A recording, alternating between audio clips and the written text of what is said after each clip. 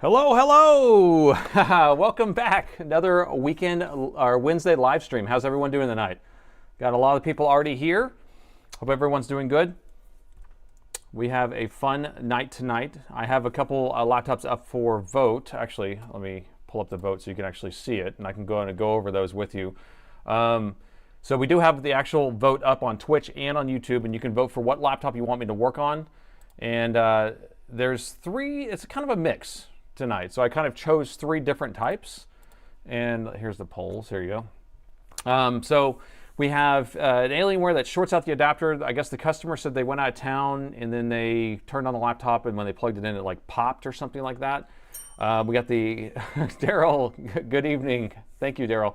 And then the second one's the Alienware M17R5. That one, they said the coffee spilled on it, and now it's just completely dead. And then the third one is the person was servicing it. They opened it up to do the thermal paste, and then they accidentally dropped a metal tool on the motherboard before they unplugged the battery. They said they reluctantly accidentally did that, and then it sparked, and now there's something burned maybe or whatever, but one of the RAM slots don't work. So that one's going to be complicated. I don't know if it's going to be fixable, but who knows? It's all for science, right? It's all for science. Look at all those follows coming in.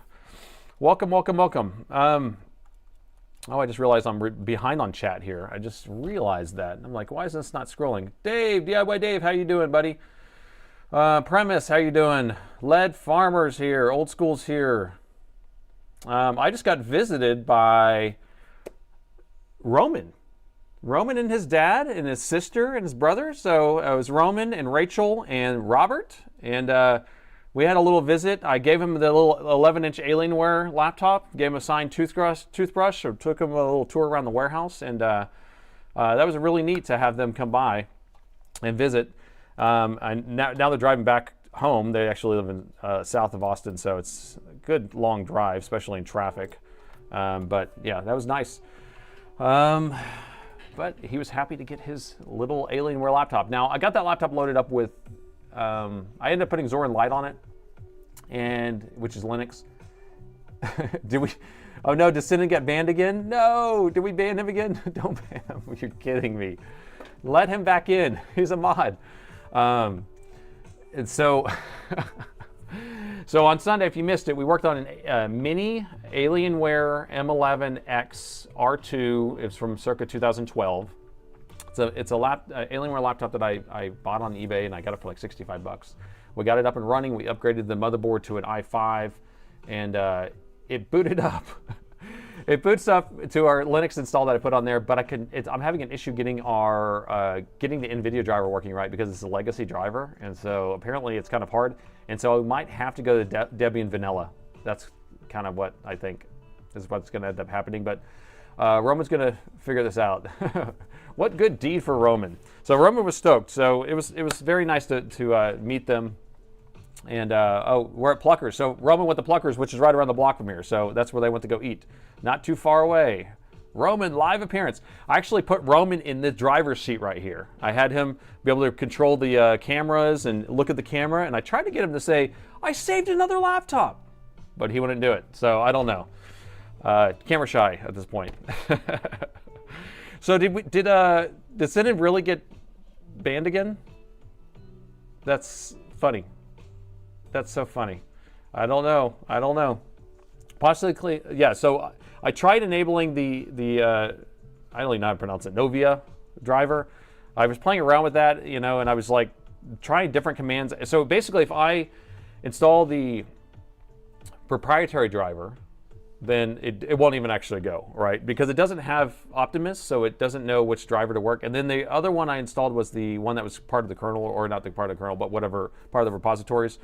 And then when it booted up, it would just go to a blinking cursor. It would never start the desktop, so I had to purge that. And then I tried to install the Novia or whatever, Noviu driver. And that's as far as I get, so I don't know if it's working or not. But Robert knows how to do it, Roman's dad, so he's going to play around with that. I blame Dave. Everyone blamed Dave. Everyone blamed Dave. So again, we got 5 minutes left on the vote. So we have 3 laptops there, totally different situations on all of them. So I've tried to kind of mix it up. And it looks like the one that's winning right now is a no power with a coffee spill. Oh, I better turn on the ultrasonic cleaner. We're going to need that warming up because that's going to take a little while. All right, there you go. All right, so ultrasonic cleaner is warming up because we will need that, and I will need to turn on this other camera if we're going to be able to do that so we get a better view. But is there a way to manually switch video cards in the ACI PI as a call? You know, I don't understand why, like it has to have some sort of mux chip of some sort. So it doesn't make sense to me. JFix! You're past your bedtime, buddy. Isn't it like 1 in the morning? Oh, I guess we had time change, so it's a little bit earlier now, right? But, so I don't know. I was going to mess with it more, and then I almost thought about it. I was like, you know what? The laptop looks so slick. I think it would have been pretty cool to actually convert it into, I know, you know, you're going to hate the words that are about to come out of my mouth because it's not like the most recent gaming laptop, it probably wouldn't play that well or do very well as games. But I was thinking, what if we turned it into a Chromebook? But a Chromebook or Chrome Flex, whatever you call it, and you could actually convert it into a Chromebook, and then he could use it at his school. I don't know. I think that would look pretty slick. Have this Alienware laptop is like your school laptop, but I guess you can just run a Chrome browser if you wanted to. So finally caught your first live stream. Well, welcome. I'm glad you made it. Hopefully I will not put anybody to sleep tonight. We don't have anything that will like drag on for too long, except for this question and answer talking part of the starting here. We always try to get people to tune in, and then we'll vote, and then we'll start our actual thing. So 11:09 in JFix land. Okay, that's not too bad. That's not too bad. Okay, all right. So time change is good for you. Time change does do well for the JFix. You had a similar thought, Chromebook. You know, Chromebooks are so simple. I really like the way Chromebooks are set up for like basic use, obviously, right? You know, but they're very effortless, right? They just work, and they're super lightweight. Are you making a Hackintosh? Maybe, but you'd have to run like an older version of the OS. But that might be something to play around with, Robert, you know, and have Roman try that out. I don't know. Version 3 spike for the t-shirt. We should put the spike on there with a big like startup, or we can have the actual startup pattern of one of these machines or something. I should do a capture of it. Hey guys, big brother and sister. Hey Robert, I also remembered that I logged in on my Steam account on there, and I forgot to log back out. So if you could log me out of my Steam account on that Alienware, that would be great. I totally forgot that I'm still logged in. Quick, play my games. My kids do their school stuff on Alienware in Windows. There you go. BB switch and kernel module, which automatically detects and requires the ACIP calls, or whatever, are two kinds of Optimus laptops. It has been verified to work on real Optimus and legacy Optimus. Really? Okay, well, there you go. Lead Farmer. Robert, pay attention to Lead Farmer, what he's talking about. So you might be able to get that working for getting the NVIDIA graphics working on there. But you may have just run like a Windows install in there. Just a joke. Just a joke. Are you, we're up to 330. Let's hit that like button, bro. Hit the like button. So 62% saying no power and 51% saying no power on the YouTube. So most people don't like, I guess they prefer a no power type of situation. Now, whenever I think of a laptop that I want to work on, it's not one that is a spill. It's not a spill, I can tell you that. Spills are like nightmares, but no power, interesting. Enough, at least. Yay for daylight saving time is 1 hour earlier for 3 weeks. Oh no, and then it switches because yours is at the end of the month. Oh my gosh, that's pretty funny. I still can't. You know what I actually thought about? It would be really cool if I took that Alienware and then made it where you can plug in an Android phone or a phone into it. Because then you could actually get, you know, because the phones are so much more powerful these days, right, than even that laptop. So if you had it where you can, had a dock that powered the screen or ran the screen and the keyboard and all that stuff, and natively, obviously, because it would have to be native, but that'd be pretty quick. Pretty cool. Bumblebee project. That's what the Bumblebee switch is. Okay, gotcha. BB switch. Hello from Inkland, New Zealand. Welcome. You prefer nightmare repair for a stream. So most people like it when I'm struggling, I think. Whenever I'm like, I can't figure it out, they love it. I don't know why. It stresses me out so much. I just can't handle it. I'm going to warn you again. I've had a long day. Man, how are you? I've been watching you for some time. Oh no, that chat went off the screen. I can't see it. I've been watching you for some time, and after leaving the field of repairing phones and laptops for fun, I still enjoy the passion of this type of a work. That's what Stryker said. But anyway, I was going to warn you that I might be tired tonight. Like always, I always get tired at this time. So I got here at 7:35 this morning, I guess, and so I've been here for almost 11 hours right now, and so it's going to be whatever, 11 hours plus 4 hours when we're done. And I'm going to be tired, but we're doing all this for science. I have to warn you too, is I might have to dodge out early if I get a phone call. I have some family stuff going on that I might have to go attend to. So if I get a phone call and I say, hey, got to cut this out, I got to go, that's what's going to happen. I'm just kind of waiting for this phone call. All right, so we do have a winner. Winner chicken dinner is the the M17R5. Those guys just, I mean, I keep getting those things in. At least this is like, you know, somebody did it to it instead of it just dying. But M17R5, that's the AMD Ryzen edition. It has a spill on it, has no power. Did they hear a pop? I can't remember. Was there smoke? I don't know.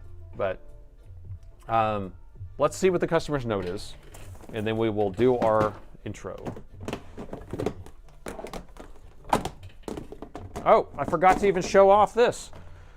When Robert and Roman came by, they brought me a gift. I got some Old Forester King Ranch. This is top shelf right here. This is top shelf, guys. This it's gonna be bourbon time tonight, and I want to thank you guys. Thank you for visiting and bringing me that as a nice gesture. All right, so here's our laptop. Do we need the poll anymore? We're done with the polls, right? So what's going to be second place, though? We need to look at that. Looks like the 5550, maybe? Let's see, highest percentage. Highest percentage of second place would be 25% of the 16R1. So 16R1 will be our second laptop, and then the 5550 for the RAM. Good. I didn't want to work on that RAM one anyway. That works out. All right, so let's take a look at this guy, if I can find the button.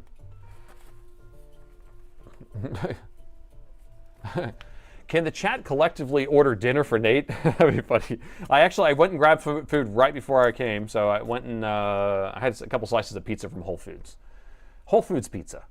Okay, so I said I spilled iced coffee. Hopefully not my iced coffee. My iced coffee's right here. I got mine.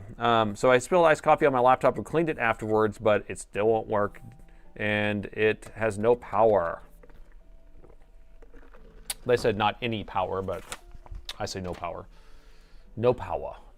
And apparently it's everyone's favorite. Did he get his laptop? Yes, he got his laptop. It's running, boots to Windows. Looks pretty cool. Pretty cool. And we're about to do this laptop here. So, all right. All right, new day and another laptop that needs to be saved. And this time we have an Alienware M17R5. Now, I've been getting a lot of these lately. Now, what I'm happy to report is that this one actually was damaged by the customer instead of it just like failing catastrophically just randomly. So this one had coffee spilled on it, and it no longer has power. So I haven't taken a look at this yet. Let's take a look together and see if we can get this figured out. All right, so that's our intro. First thing I want to do is see if it turns on. We're gonna press the button here. Ooh, the button's has a little bit of not a crunch, but a little bit of a little stickiness, but I'm not seeing any power. And this is the side I can tell the spill was. Yeah, all these keys are a little bit suspicious. Do you think they had honey in that iced coffee? I don't know. Great intro as usual. Well, I don't know. Was it really that great? All right, so they're going to need a new keyboard because these keys are kind of whack. So should we plug it in or should we open it up? I'm sure this thing has been to the lick test. Actually, I want to just smell test because they said iced coffee. Ooh, it smells like, ooh, kind of smells good. I don't know. It smells like a candle though. Doesn't smell like coffee. You know, I still think that Black Horse needs to make some flux candles. It doesn't smell like coffee. It smells like a candle. It smells good. It's like French vanilla. Yes. Boom, you nailed it. Wow. Yes, that's what it smells like. It smells like a flavored coffee. And so that's even more sticky. Or maybe they had some of that, they said iced coffee. So can you make a caramel I don't know. We're going to end up doing some ultrasonic cleaner. I have that warming up. It's Irish coffee. Yes. Yar, we got some Irish. We're going to put some of my bourbon in there. So anyway, the question is, should I plug it in? Soak it in alcohol? Yeah, we could actually soak the whole keyboard in alcohol, but I don't know how well that's going to work. Reset max current. You don't like the 11 amps that I just had on there? What kind of computer was I running 11 amps on? All right, so I've reset the power meter here. So if you guys haven't seen my new power meter, it's right here in the corner. We have a chart now, so we can actually see the current flow when we turn it on. And I still don't have it totally installed in here. You can't really see it, but here's my power box under the side right here. And soon I'll have it where it installs inside of this, but I don't have that set up. Mock, thanks for the two donors. So right now I have it as a pass-through. Let me show you. I'm gonna unplug this, unplug this. So right now I still have it as a pass-through device that's just off to the side. And so I plug my charger into here, and then I plug this charger into my meter that's over here off to the side that I still use. I just kind of look at it. And then this has an ESP32 right there, and then this is a shunt resistor, and it's called a, I can't remember what the chip number is, but and then that interfaces with an app that I'm working on, getting pretty nice, but it's not pretty all the way yet, because UIs are no fun to make. But anyway, so that's that. Get this out of the way. We got a new board member. Remove the screen, drop the rest in the cleaner. That's one method. I would say that's one method. Sam, thank you. It's a renewal, not a new one. But okay, seriously. So French vanilla is a lot more sticky. That's exactly what it feels like. It's a French vanilla. So I'm going to open it up because I don't want to plug it in, unless you really think I should, because then we might hear the pop. I don't want to hear it pop. But my tech probably didn't plug it in either. Let's just open the bottom and take a look inside. I just want to make sure we don't have a short on the main power rail, and then we'll be okay. Send it. Greg wants to send it. I'm going to send it back to the yard. There we go. And the bottom is off. All right, so the battery is plugged in. The first thing we see here. And before we plug in the charger, I don't mind plugging in the charger, but we need to measure and make sure we don't have a short on the main power rail. And so we just get that out of the way. And so here's where our DC jack plugs in. Here's our protection MOSFETs. We have a set of 4. It goes in through 2, then it goes through another 2, and then that energizes the main power rail and the charge circuit and all the other stuff. So let's get under the microscope and take a look around. All right, so we have the DC jack. Let me see, where's our meter at? Okay, so I'm in continuity mode with my meter here, so I just have it where if you touch the 2 probes together, they beep. And if I put one side on ground, which I'm just going to choose this little ground area right here, and we want to look at the power coming into the board, these are going to be the positives. They're going to go through these inductors, then they're going to go through a pair of MOSFETs, then they're going to go through another pair of MOSFETs, and then it's going to energize this area. So we're going to check here, see if we have a short. We don't have a short there. We're going to check to see if we have a short here. We don't. And then on the other side of this, we're going to see if we have a short, and we do. We do have a short. And the thing is that if we would have plugged this in, the short's at what, 4 ohms, 4.7 ohms? That's kind of high.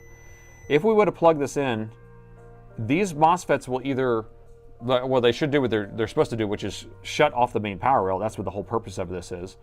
The battery plugged in still? You're right. Look at this. Look at this. Unplug the battery. Test the voltage. Okay, so now let's see if it has 4 ohms. It may not have it 4 ohms here. Still does. So if there's a short like that, even with the battery plugged in, the battery will actually shut itself off if it detects a short on the board. So in general, you'll get a false reading, but the reading was correct because there's already a short there. It's already short. Plug it in, plug it in. So if we plug in the power right now, these things will probably prevent this power from flowing past these MOSFETs. So I'm not super concerned about doing it, but there's no point in doing it because we already know that we have 4.67 ohms here. So what we should actually be measuring on this current sense resistor, which basically current goes through here, and then the board, this chip over here will measure how much current's going through that chip. We should have more in like the kilo ohms or almost mega ohms of resistance here, almost an infinite amount of resistance. We should not have something that low. So if we have a low resistance of 4.67, 67, that's for you, Rachel. We will have a short somewhere that is not optimal. I can tell you that, because 4.67 is a higher. There you go. The 6.7s are coming out hot, that's Roman's sister is Rachel, and she's on board with that 6.7 there. So that's where the spill was on. Let's see, the spill was on this side. The spill was over here. Now there's a chance that we have just a short that is a shorted chip or something that gives us the 6.7, but or 4.67, or I hate to say it, or the CPU's resistance is 4.67 and it's shorting through the CPU. Hooray! So I would like to pull the board out. That's what I think we need to do next. There's really nothing we can do right now. You want me to unplug the keyboard? You want me to unplug the keyboard? The sticky keys may be causing some damage. We can start unplugging some things and then we can measure. So I'll take out this, what, $280 worth of RAM? No, these are 8 gig sticks. Oh man, I was working on a machine today and he had two 32s in there. One of the 32s were bad. That's like $280 for that one stick, right? We'll take out the RAM, we'll take out the Wi-Fi card. Yank that Wi-Fi card. Let me just take out some of these things, then we'll measure the main power rail again. If everything's still 4.67, then we will pull the board. We always pull the board anyway. It looks like we have a populated NVMe. This one's empty right here. We didn't take a quick look around. Let's take a quick look around. We got the main battery, got the serial number there. Got two NVMEs, one of them top populated. Got two. I didn't say all that. I normally do. I don't know why I missed that, or why I did not say that. Rest in peace. Rest in peace. That's right. The shorted out Wi-Fi card will cause it. All right, so I'm going to get all this stuff out of the way, and then we're going to measure again. All right, so these are unplugged. We're flicking the battery cable. Just do a little flick there. We know it's unplugged. And now we'll see if the short is still there. So main power rail. Beep. So nothing. So pulling the motherboard it is. All right, so this is a time where you get to watch me unscrew a bunch of screws, but you get to at least chat with me while I'm doing it. So if you're new here, start chatting while I'm screwing. Watching the keyboard. Don't drink any sugary beverages. But what about honey beverages? Honey in my coffee. I'm running low on honey though. I'm going to need to stock up on some more honey. I got to lick the board. No, I don't want to lick the board. Did you see the cost of a 1 terabyte NVMe is going up now too? No way. Maybe that's why someone came and bought all of my, well, they were only 256s, but I had a whole bunch of 256 NVMEs in stock on my website. Someone just came and bought all of them. Every single one I had. I was so irritated because, I mean, it's fine, you know, the price was the price, but now I don't have anything to sell to the customers and I can't restock them. So it's really irritating when these wholesalers keep buying my stuff out. So, I mean, it's weird. It's a give and take because it's like you have it for stock for everyone and then the wholesalers come and buy it, but you still made the sale. So it's like, you know, you're winning, but you're losing at the same time because you're losing customer satisfaction by not having it. Hope you're hone your unscrewing technique. So here's a good technique I have is I just kind of spin the side of the screwdriver like that. Well, can you even see it? I'll unscrew it a little bit and then I just spin this like that. It makes it go faster. And then when I'm putting it in, I slide my finger across it and it like spins it fast. That's a good one. Sup guys, sup. Is that Rachel? Hey Rachel, you wanted me to say your name, didn't you? Eating some pluckers. I've never eaten a pluckers before. Thermal first. Do you want me to plug in the board? I don't want to plug in the board. I don't want to. Do you want me to inject some power? Should we? You want me to inject power before we take out the board? I see what you're saying.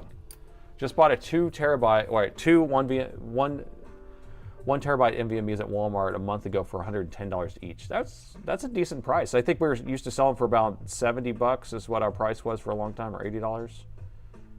All right, do you guys want me to go thermal before I take out the board? Raw dog thermal. Raw dog thermal. Okay, yeah, I could do some thermal real quick. It doesn't really matter. It's not gonna. We're not gonna see anything. We're not gonna see anything. All right, so I'm gonna take my old alligator here. We're gonna just grab a ground, and let me move this over here. There's our thermal up and running. Our thermal is running.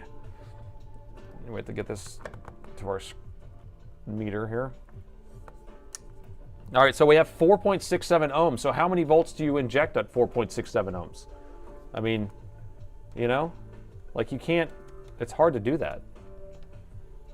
It's a lot of ohms. That's a lot of ohms. So I'm going to go 1 volt, which isn't going to be enough, but you can only do what you can do. Let me get the shield out of the way. Good evening, everyone. Nice Wednesday night. All right, let me get over here.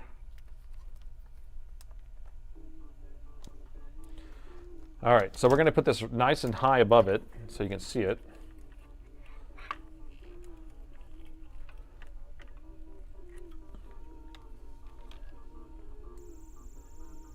All right, we're injecting. We're doing it. Yeah, 1 volt is 4.67 watts, so it's not going to be that much. I hear a little bit. So we're not even getting the 1 amp.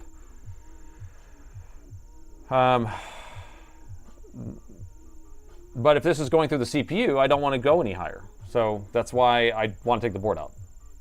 See? Because the thing is like if I do it with the board out, then I can know if it's going through the CPU. And if I figure out it's not going through the CPU or the GPU, then I can go up in the voltage. See? So nothing. That's why I don't do that. If it was lower, then I would do it. But it's higher. So we're going to keep screwing. We're going to keep the screwing going. 80 volts, go, send it.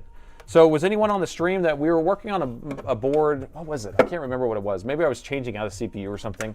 And then we finally got pissed off and it didn't work. And so we ended up injecting like 20 volts into the CPU. It was like shorted through the CPU, and we were just like, all right, we just kept upping the voltage. We went to 10 volts, and then finally we like just kept going higher and higher. That was pretty funny. Pull the board. We're doing it. We got it coming. It's got to be under the motherboard, and there's a heat sink under there too that's dissipating. So if it is on the CPU, you can't really tell. So this is how it works. Take the board out. You do the effort. Now Soren, I know he doesn't like taking out the board unless he has to. Is Soren here tonight? Electronic Repair School? He keeps stopping by and I don't even notice him. And so, but he doesn't like to take the board out because that ends up taking more time and costs more money, right? But I take these boards out in my sleep. Sometimes I wake up and I'm like, did I just take another board out? Battery unplugged. See? The battery's so unplugged. And the motherboard is out. Spin the wheel of delay. All right, so the motherboard is out. I'm gonna pull the heatsink too because we have to, because everyone concurs that we have to. There's no liquid metal on this. Hooray. Did you flick it more than twice? You're playing with it then. Give it a bath. Oh yeah, we gotta look for liquid damage too. I forgot about that. We have to do visual inspection too. I forgot this was liquid damage. So they took this apart, I guess, and cleaned it, they said. So what does that mean? What does it mean when they cleaned it? Mega, did you ever find that special board from last week? Yes. So for whoever did not, or whoever watched the video that I posted last, which I think was last Saturday, there was that machine that was sent in by, they were sent to another repair shop, and they kind of just wrecked the heck out of the board. It had all this weird stuff on there. And so we're kind of looking at wanting to look at it again. Maybe I'll do it on the stream. I found it. So the customer just scrapped the machine. So I have all the parts. I have the motherboard. The motherboard looks so brand new. I did such a great job on that, I gotta say. And so we can look at it some more and see if we can fix it. I don't know. I mean, I was so burned out by the end of that. I was, you know, so I do have it. Yes, we can do it. Mega's very happy. Thank you, Mega. Thank you, Mega. All right, so heatsink is off. This has the Ryzen, probably the 6900HX, which is the, I hate it, hate it. What does it have? Ryzen 9, yes. So this is the chip that always fails on these boards. The Ryzen 9. Looks like a fresh thermal paste. That paste looks very good. Here's the GPU, power stages, CPU. So these are what always fails on these two. But with liquid damage, I would think that that probably didn't fail. That's going to be for the RAM, I think. Is that what we figured out? I can't remember. So this looks like it's been cleaned. Do you see that? Do you see kind of the coloring? See the wiping, the haze? So we can tell that that has been cleaned. And then what about over here? We can raw dog inject, or we can actually use our eyeballs. Let's see if we can find something first. There's our EC chip. So I don't see anything on this side that doesn't look as dirty or as hazy. There's less haze over here, I can say. These are for the VRAM power supply for the video card. All right, that's clear. So all that looks pretty good. Let's flip it over and look at the other side of the hazy side.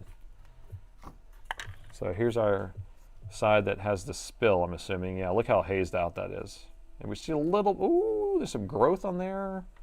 There's some growth. What do you think? So yeah, that definitely wasn't black ice coffee. I would say, what were we saying? Like Irish, or what flavor? Hazelnut? Something, right? Or creamer. It had like a creamer in there. So definitely some crustiness going on there.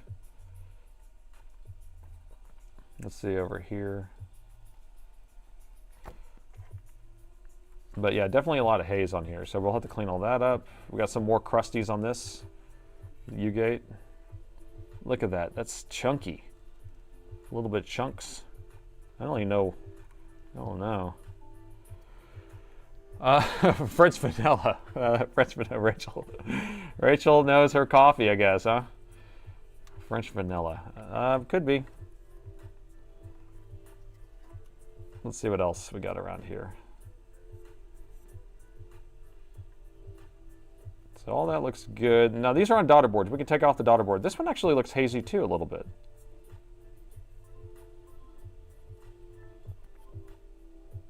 That's a little flux, but that might be factory. Okay, so everyone, bath time. Are we ready for bath time? Well, let's figure out where the short is first. I want to take these daughter boards off, but let's inject some voltage. We'll just figure out what's going on right here, and then we will move on. So we can check the main power rail. We can just go to any power supply. All right. So what I like to do is just come near the CPU, and so these MOSFETs are going to be powering the CPU here. So each one of these power stages. This right here is going to be the main power rail. These big capacitors. So these are probably shorted. 4.14 over here. So we don't have 6.7 over here. But what we want to figure out is if this matches. If this matches that, then we have an issue with one of these. So what does that measure at? There you go. 4.07, 4.0 whatever. So we have a match. So it's going to be as simple as finding which one of these are bad. And these four are all connected together, and this one is on its own. So that's 12 ohms, but if I measure here, it's 0, right? So this one, this one, this one, this one are all tied to the same output, which all go to powering the CPU. And then this one is probably the integrated graphics or something like that. All right? So here's where you get to just have fun, okay? So we got this one is labeled PL1, 2, 3, and 4. You get to pick which one of these are. So go ahead. We're going to inject voltage, and then we'll figure it out in a second. But all you have to do is write in the chat which one you think it is. Now, I can do a close, before you write it, don't write it yet. But I'll go close, and then you can just kind of start thinking about it, okay? So we'll start on this first one. Now, I don't know if this is liquid debris or not, but there's one. There's number 2. There's number 3, except I'm running into something. And then here's number 4, sorry. So 4 looks pretty nice. 3 looks pretty nice. 2 looks something. 1 looks like it's had a rough life. Ooh, and I see some evidence.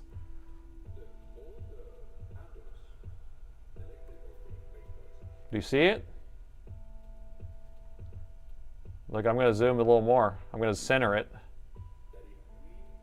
Donut, donut, donut, look at that. That thing has exploded. That thing has bit the dust. Now, I don't understand. That doesn't even make sense to my mind. Let me think about this. How... Okay, is that cap tied from the output to our main power rail? Would that be possible? Did they do that?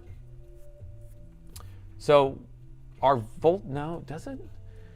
Our voltage out, this resistance right here is 4.17 or whatever it is. And then our main power rail's resistance is 4.17 or 6.7 or whatever you want to call it. Now, if this thing exploded and became a short, oh, that's not saying it's shorted at all. Look at the thing's falling apart. We actually have a little hole there. Say hello to my little friend. Okay, so, I mean, you can still vote if you want. But I think that guy looks like he's the bad one, I guess. Because his has exploded right there. But I guess there's a chance maybe this thing shorted out, then caused this to short out, and then went like that, maybe? I don't know. Let's pull this off. Let's see if we have liquid under here. I don't know. Does that sound like a probable, plausible thing? I've been seeing a lot of that, though. So buffering the output of the CPU, that's why I was like, I don't know, but it doesn't look like it's actually tied to that because, I mean, I don't know what this line does on here, but here, let me grab one of these so we can look at what the underside looks like. It's going to be 8694. Oh, actually, I have some over here, I think. All right, so this is what one of these look like underneath here. Gritty, thanks for the resub. So here's the output. So that goes like that. Okay, that goes like that. So if I flip it back over, you can see that that capacitor is actually tied to this little line right here. So it's not tied to those. Those are separate. And then this line, I mean, I don't know how this thing works. I'm not smart enough for that. But I know that there's a problem there. I know that there's a problem there, so we will deal with it. So I have my brand new 8694 from Soren's box over here.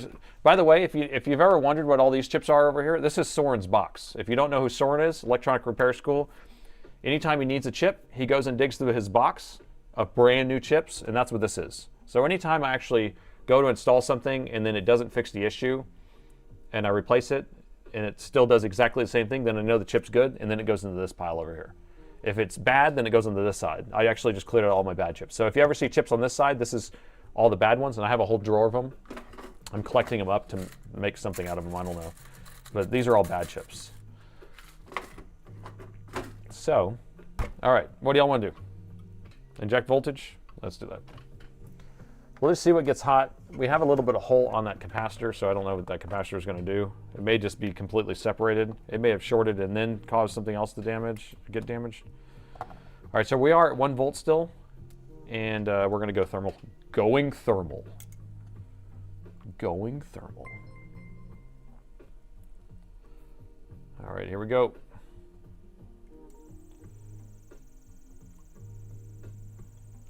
So we see our CPU getting hot.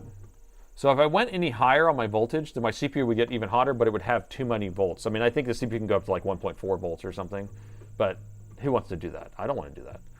So we can remove the cap, or we can do the bypass method and just see what lights up. Thank you. See?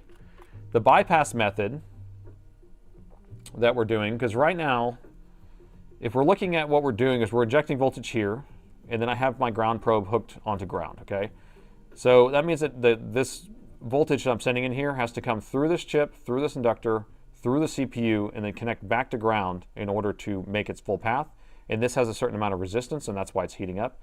But if we do our bypass method, then we take our negative, and instead of hooking our negative to the motherboard here, I'm just going to hook it to my probe here just so I can poke this. But I'm just going to make my negative right there, okay? So now when I inject voltage at this point, we'll end up just going straight from here, straight to that, and straight through this, and then it will beep. And it will tell me which one of these are bad, okay? And 1 volt's going to be a lot, so get ready for fireworks. I'm going to put it on split mode. Yeah, we'll do full thermal. Going full thermal. 3, 2, 1. Yeah, we knew it was going to be in that area right there, right? So let's, I'll put it in split. We'll do that. All right, so right here. So it is this chip, like we were saying. So let's go ahead and mark that guy down. So I'm just putting an X on him. Now we can just pull him off and then be like, oh, that capacitor is not shorted, so we'll just leave it there, right? Yeah, that's not what's happening. But we definitely know that that guy is bad. Oops. Which camera view do we need? I need Roman to come control my camera for me. Okay, so let's pull that chip off, and then we'll pull this capacitor off, and then I got to see that I can see a hole in the board right there, so we're going to have to figure out what we're going to need to do. And I don't know the value of this capacitor, so we will just grab a parts board, like they're saying in the chat there, and that will be easier. But I do have a new MOSFET that we can install, so I'm going to install this brand new MOSFET. It's so brand new. It's the brand newest of all MOSFETs that have ever existed. So we're going to pull that guy off right now. Can y'all see the? It's X'd. X marks the spot. There we go. So we got to get the air on. Have we cleaned the board yet? Oh yeah, it's clean. No, I didn't clean it. They cleaned it. It's been cleaned.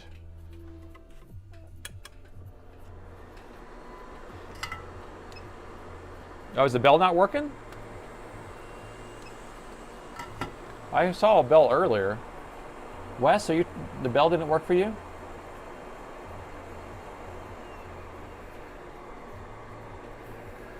Can someone test the bell? Message? The bell works. Okay, all right. What are you talking about, Wes? Don't be distracting me. You're making me think too much. Oh. I saw a Wes bell. Okay. All right, we're taking this off. Back to focusing on the repair. Less on chat, more on the repair. I shall not tolerate that capacitor. But what if it's just a happy little capacitor? What if it just wants to stay there and just be itself? We can even see some liquid damage here, maybe. Is that... That looks a little dark or corroded. Here, let me get you a better focus here. Sometimes it's hard to get really deep focus. There we go. How does that look? Yeah, so this guy looks a little bit corroded, maybe. So we could have had liquid come over here.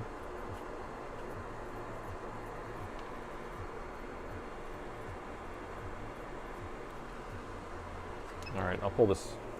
Quit talking about it, do it. Okay, I will. Got to find my Black Horse Flux, my Omega 559, my air freshener. If I didn't have this Omega 559, my shop would smell really bad. But because it smells so piney and fresh, I'm telling you, he needs to make a candle. I would buy the candle for sure.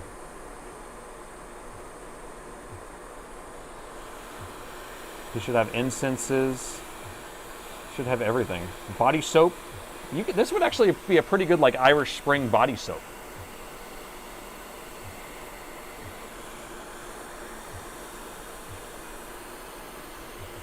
Just add flux to the capacitor. I almost wore my flux capacitor shirt today. The resistor is gone. Come on, this thing is not getting hot. Oh, it would help if I would go to a higher temperature. I was only at 300 degrees C. We need to go up to 450. 450, 451, whatever it takes. Pine Sol. It smells better than Pine Sol. Because Pine Sol still smells kind of like chemicals or something. This doesn't smell like chemicals at all. It totally smells good. All right. So you want me to leave this on here? Is that what you said? Look at that. That thing is really, really ugly. Should send it to Soren. He could put it in his brand new box of parts. 300 isn't going to get you very far. All right, so we 300 is just like, it's just like a suggestion. Would you go ahead and heat up for me? Okay, you would have cleaned it first? No. Rick. Okay, we're gonna have a sit down, Rick. Yeah, we're sit down here. We don't clean before we know. Because if you start cleaning stuff off the board, like the fact that they've already cleaned it makes it hard for me to figure out stuff. But if you have corrosion, you need to know where the corrosion is, and then you can clean that area and then mess with it, but you need to be able to isolate and figure out what's causing what. All right, that was our pep talk. Now we know you did it, Rick. Okay. All right, so we took that off of there. Let's just check to see the short's gone. And we can sing the song.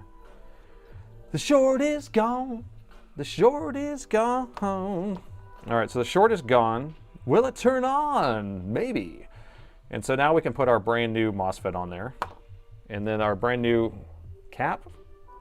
The short's still there, short's gone. So let me grab a board so we can get the cap put on there, but we need to figure out like how bad the cap area is.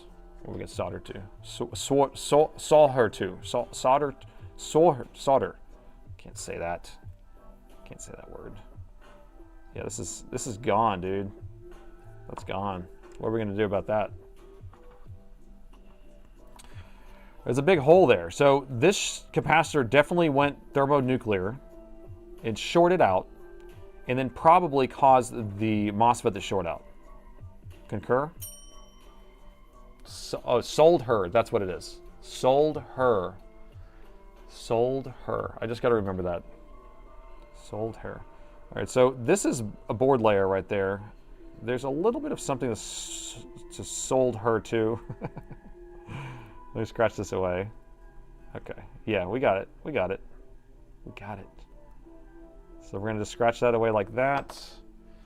We're going to clean it because Rick wants it clean. We gotta follow Rick's advice on this one. Let me get a toothbrush.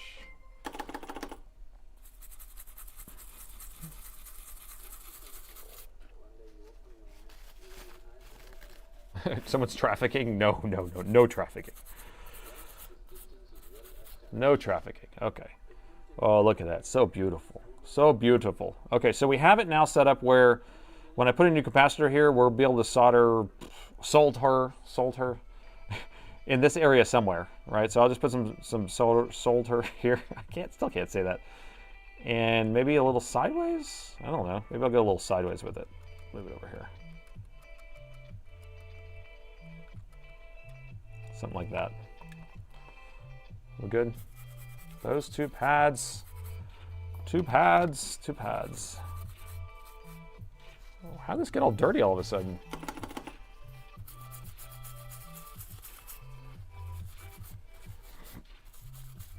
This isn't the Einstein channel, so use some real punctuation. If you're using voice to chat, that's what it really gets you. Voice to text is like my best friend, and the punctuation is very hard to tell it to do every time. It's like you say a sentence and you're like period or comma, and then sometimes it writes out the word period. No, I'm like, no, put a period there. Don't write the word period. Like, how smart are you, computer? So fresh and so clean. All right, so I'm going to put some sold hair on this. And I'm not even going to turn the air on because it smells so fresh. It's solder in the US and Canada. But if you really like it, it's S-O-T-T-E-R, sauter. Solder.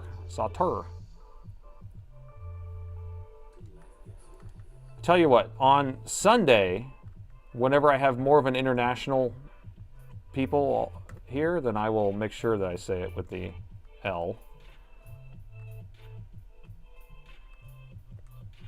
But right now, I'm going to have to concentrate. It's hard for me to concentrate to say that word. That's like so much work.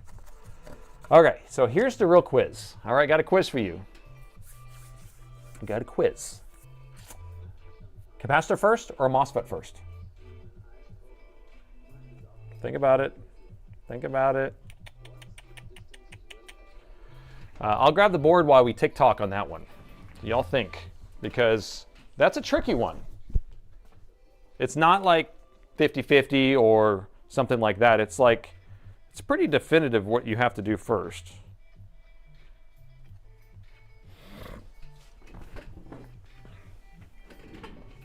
Okay, okay, I like it. Well, I like some of it. Thank you. All right, there you go. All right, so if you said MOSFET first, you are correct. And the reason why is because when you put that capacitor there, now theoretically we could put the capacitor there and it will probably just stay there, no problem. But yes, there is a chance that it's going to start trying to flick away because we do, I'll put a leaded solder there. And it'd be a lot easier to just install this MOSFET first, and then just, the board will already be hot.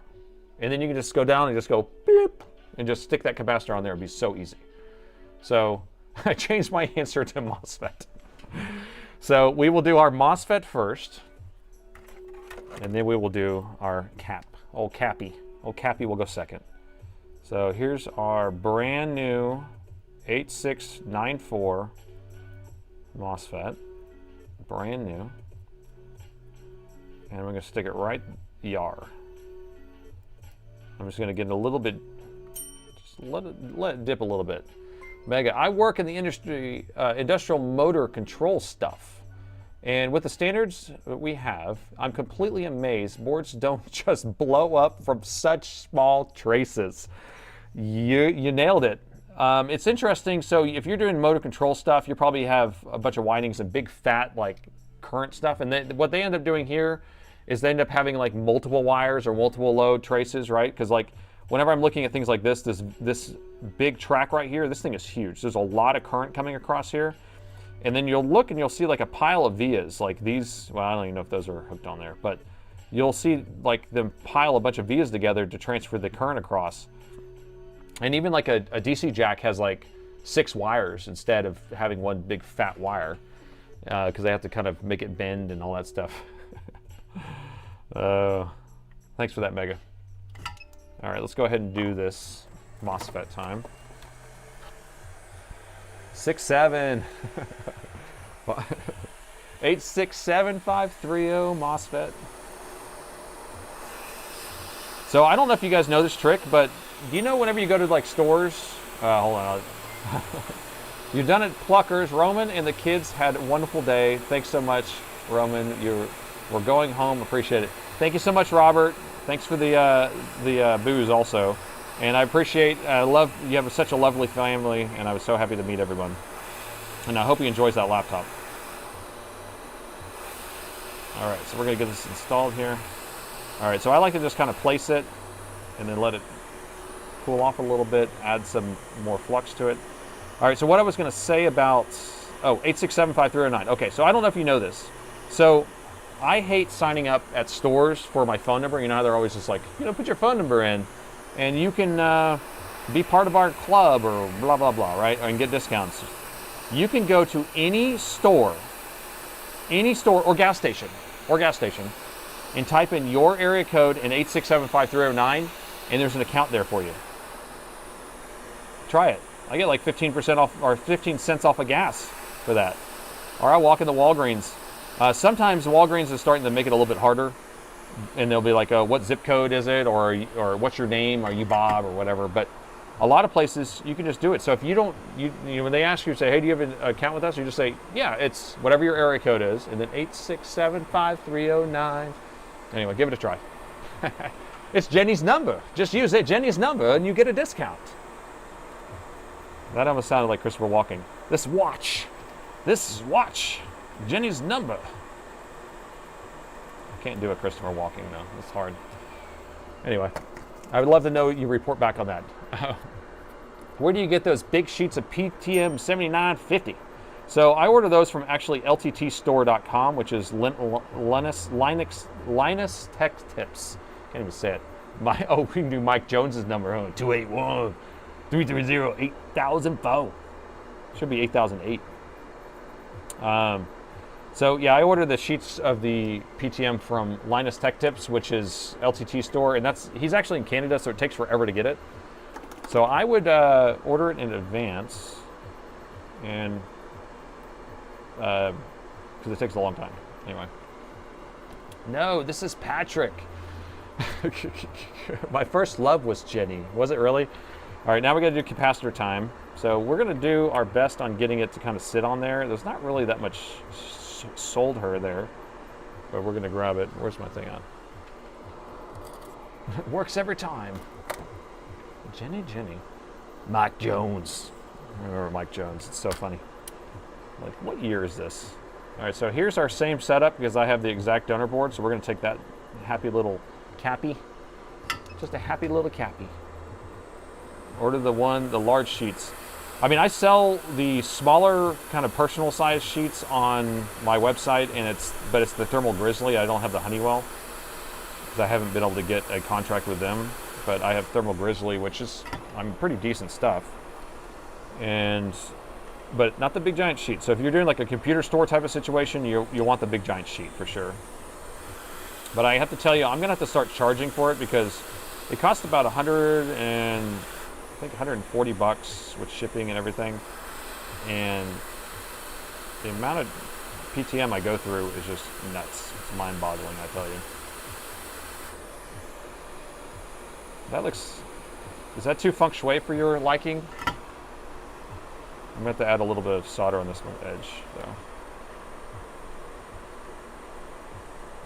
It's no connect. There's a no connect there. It's a nasty little setup here. Okay, that's connected nice. And that's connected nice. All right, are we happy with that feng shui? Can we handle it? Or is it too much for you? Is it making you sick to your stomach? I'm doing that on purpose, by the way, because there's a big hole there. So. Now, do we solder mask or not? Do we decorate with some blue, or do we leave it be? I think it's fine. It's fine. It's fine. All right, so is that going to fix it? Is that it? Did we fix the board? Are we done? Are we going home? Are we done? I don't know. Didn't it? Oh, it's all cooked, man. Oh, I forgot I had my green drink here too. I need my green drink. So tonight I'm having for my green drink. You guys know I like to. It's called ginger greens. If it focus, lime, kale, pineapple, and ginger. All the buzzwords. So we'll see what we have in there. What'd you say? I missed it. Conformal coating. I'm not doing that. Probably, maybe, real quick. Premise knows me so well. Dark solder on the tiny cap. Okay, you want to look at that? Can I have a sip of my green drink first, though? The whole board needs to be clean, though. We're gonna give it a dip, I think. All right, so we should deal with the probably maybe stuff over here. This stuff. Yes, because it's definitely not cleaning itself off.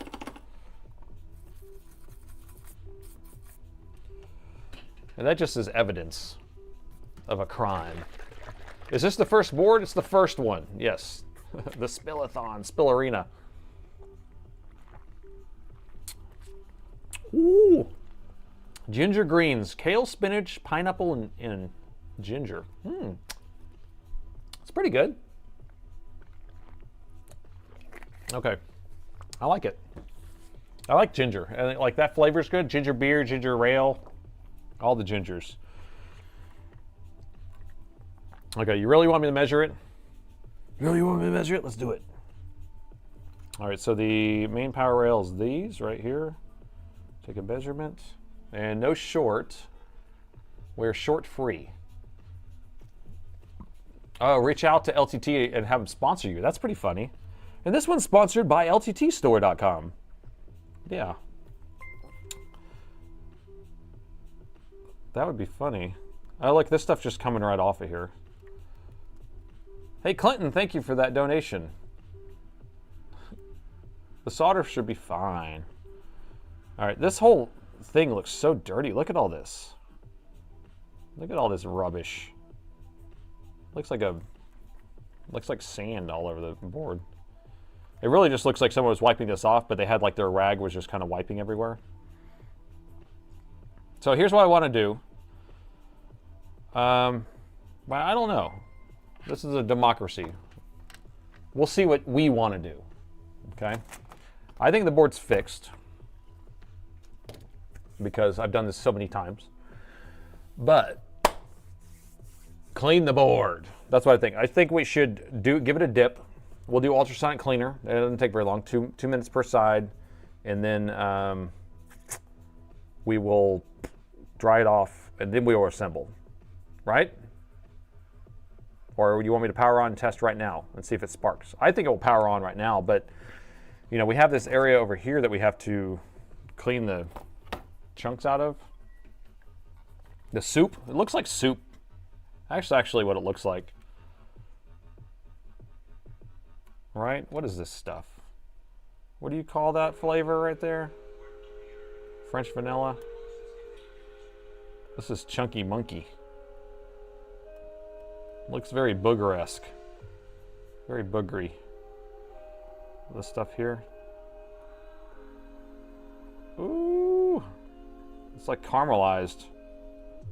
Caramelized. Should I do the taste test to see what flavor it is? Ultrasonic Soak It.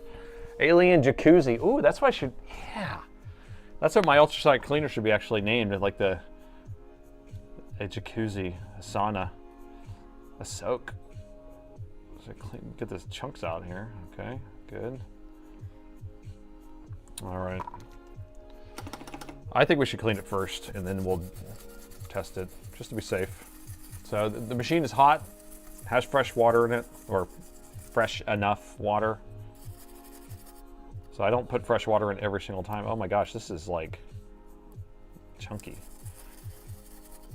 So if you're wondering about an ultrasonic cleaner, you're putting distilled water in it, and then you have like a cleaning fluid in there. And I usually will wash a couple boards and then I'll change it out because it's a pain and it takes a lot of water and a lot of stuff.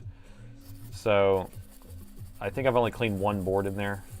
Not the board you saw in the last video, by the way, because that video was from a couple weeks ago. It was a different board. Alien hot tub. What is this? So much in here. I don't like it. Don't like it at all. Should I use water on this? Is that going to break it up better if I use water? Right? Isn't that the trick? Clean up, plug it in.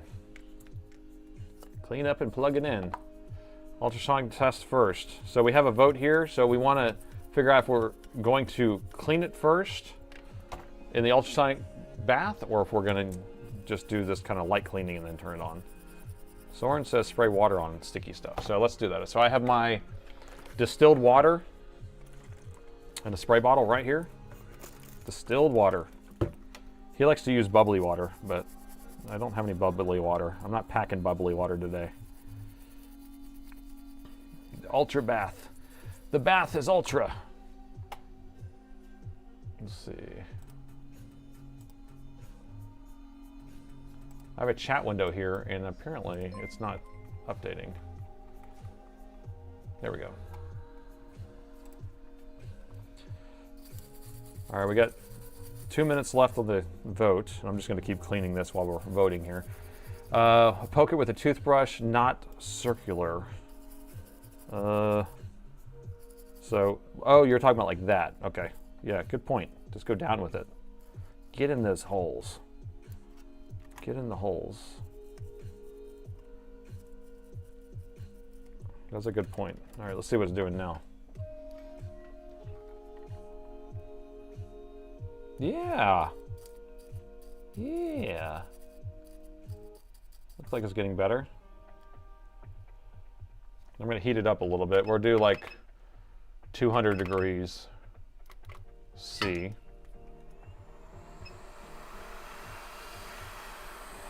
This is just a power button, so it's not even that big of a deal. We can replace this board on the side. All right, looks pretty good. This is a daughter board that can be replaced. Okay. I likey.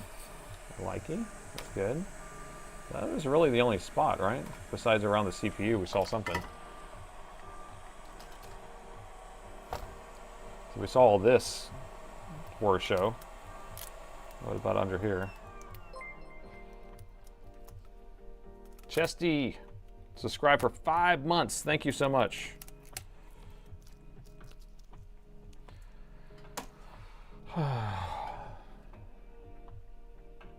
So it looks like most people want me to do the ultrasonic cleaner, so I'm going to start prepping for that because we're going to get ready to do it.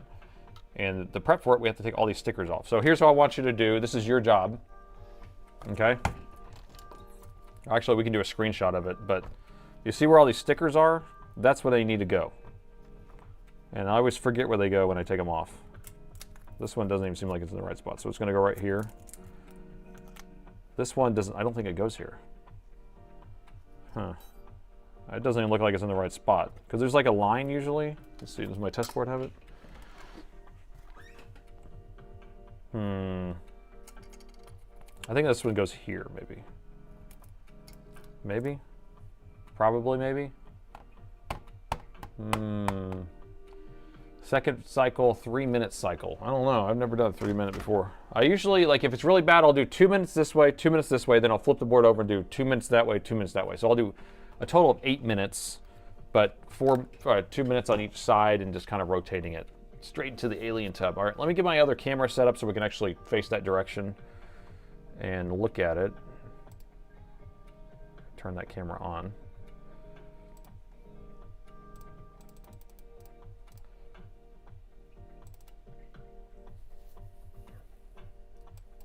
So we are ultrasonic cleaning this. All right, let's see if this camera's working. The camera is working. It's kind of washed out. Let me see if I can fix the brightness here.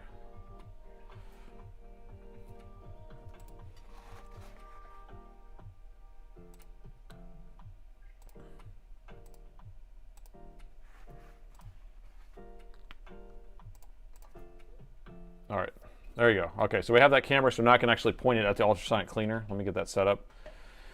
And we'll be off to the Alienware hot tub time machine. Oh man, I have so much stuff over here though. That's the problem. I have my BGA machines over here.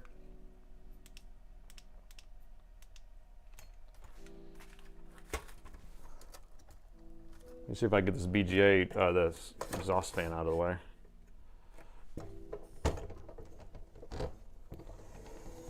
All right, cool.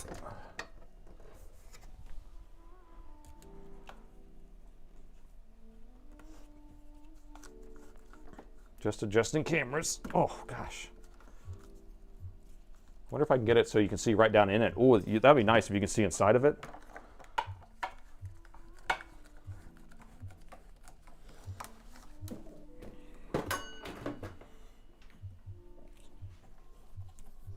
Bear with me.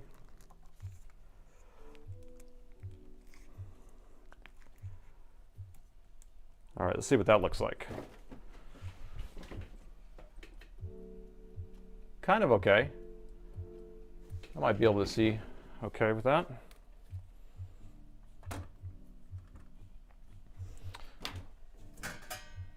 It's hot already. Ooh, steamy. It's a little low on water though. So you can kind of see down in there maybe. Do you want more light? Is that better? There we go. Okay, so we're looking good. I have to clean the rest of this off of here though. So I have to clean all the thermal compound off of here. I want you to tell me where these stickers go when we're done. You guys have a lot of jobs to do here tonight. It's important, it's important. So I'm gonna put this here. We have to take every sticker off because otherwise all the stickiness will go away and this thing will end up in there. Clean that stuff off of there. I usually just leave these on here because they're a pain to get off, and I haven't seen a big issue with that. All right, let's wipe this down. No looking at bubbles. Bubble, bubble, you're in trouble. We can end this poll.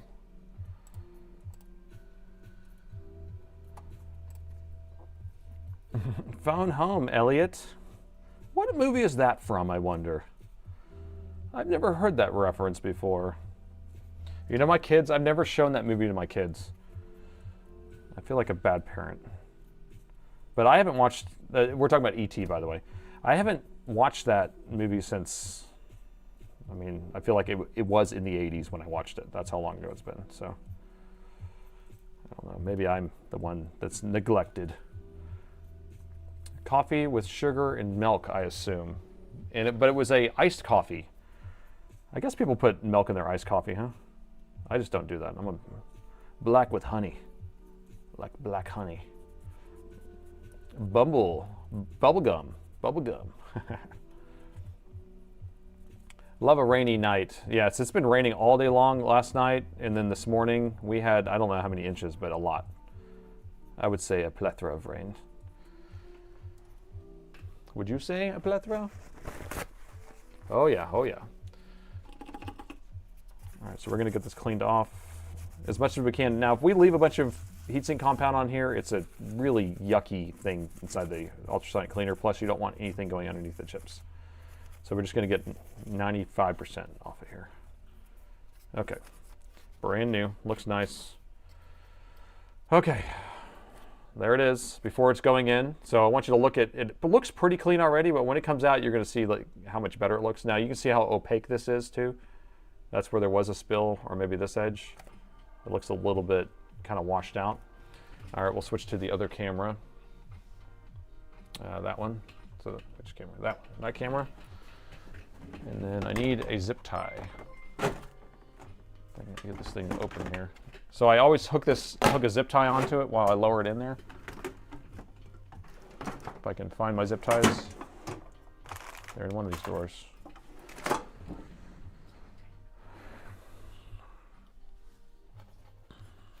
All right, so I hook a zip tie through like a corner like this, and then I'm just gonna take it and dip it. Whoa, don't fall. Take it and I'll dip it in there like that.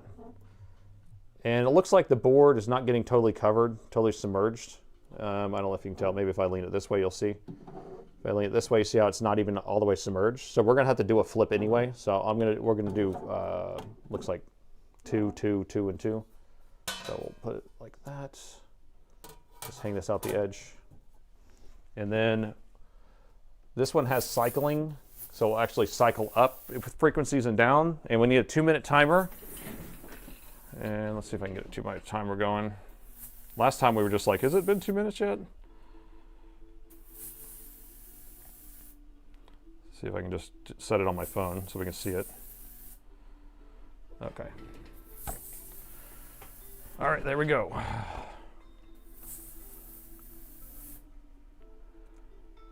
Perfect. Perfect. Except if I have personal texts that come up. That would be annoying. If you want a crappy day, I'm a Miramax. Miralax in my coffee. Don't do that. What are you talking about, Miralax? That's like putting the eye drops or whatever in there. I use mine for cleaning underneath my fingernails. It looks like the timer's not going to stay on the screen anyway. All right, well, we'll just check back to it. Do you guys want to stare at that, or do you want to stare at my beautiful face? We can stare at my beautiful face.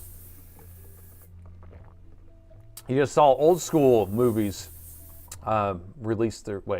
movies on their release day. Oh, grab the green. Wait, what?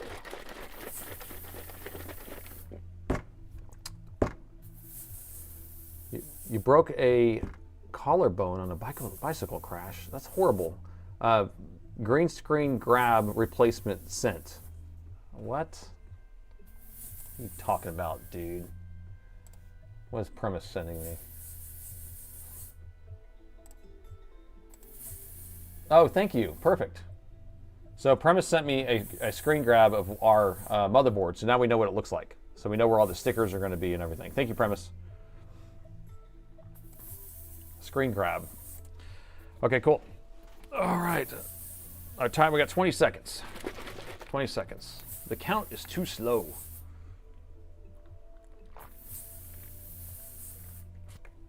I can use a cheap magnetic kitchen timer. That might be smart. I can hook it to the side of it. Instead of, I always use my phone, is what I do. All right, time to switch it. That camera view.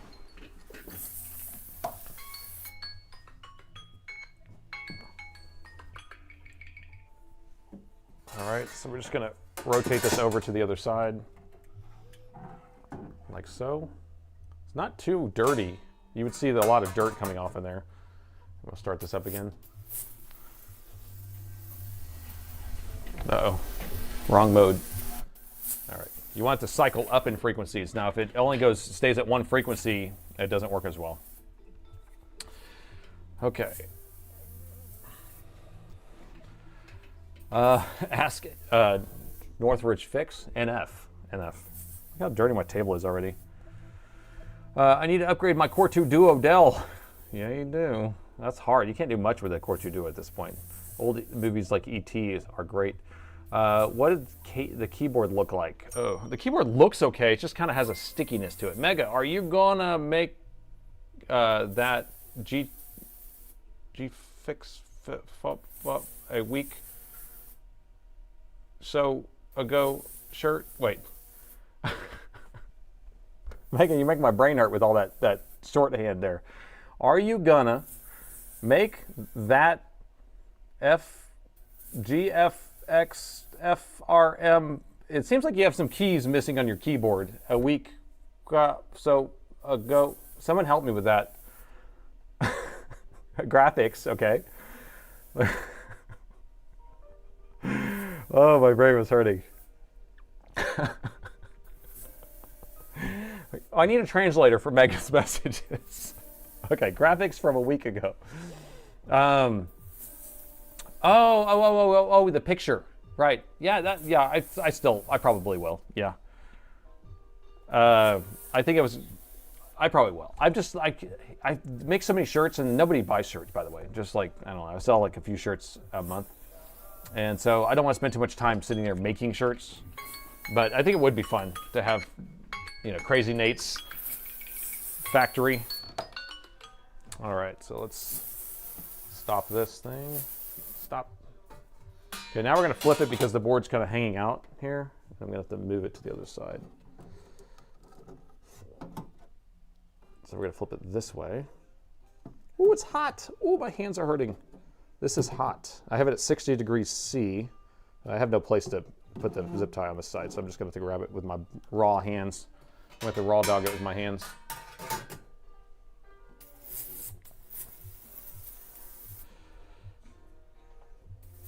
Okay. I'm going to raw dog it with my hands, man. That was a little bit too much for me. Sell coffee mugs. There you go. That's actually a pretty good one. Crazy Nate's Raw Dog Repairs. You don't speak Gen Z. I don't know. I got kids. I got Gen Alphas and a Gen Z, I think. I think it's one of each. Micro Slop.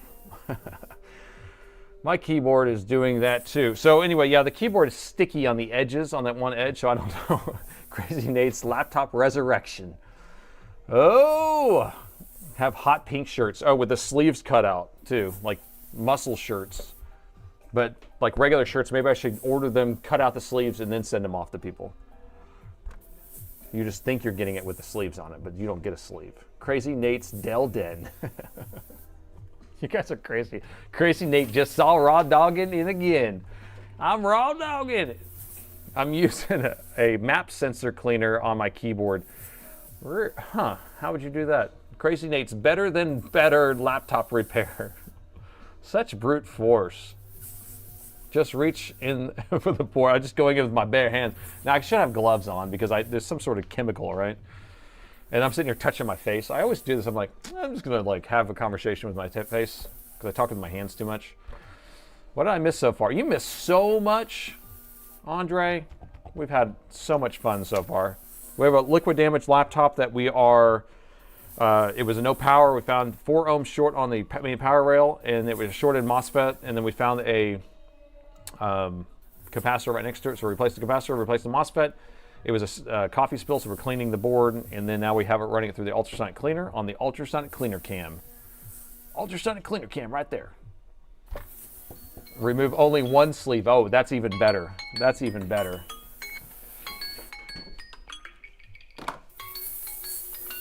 So, yeah, I had a, when me and my wife first started dating, I dressed in a, or our first Halloween together, we had costumes, and the costume I came up with was the girl's worst nightmare, okay?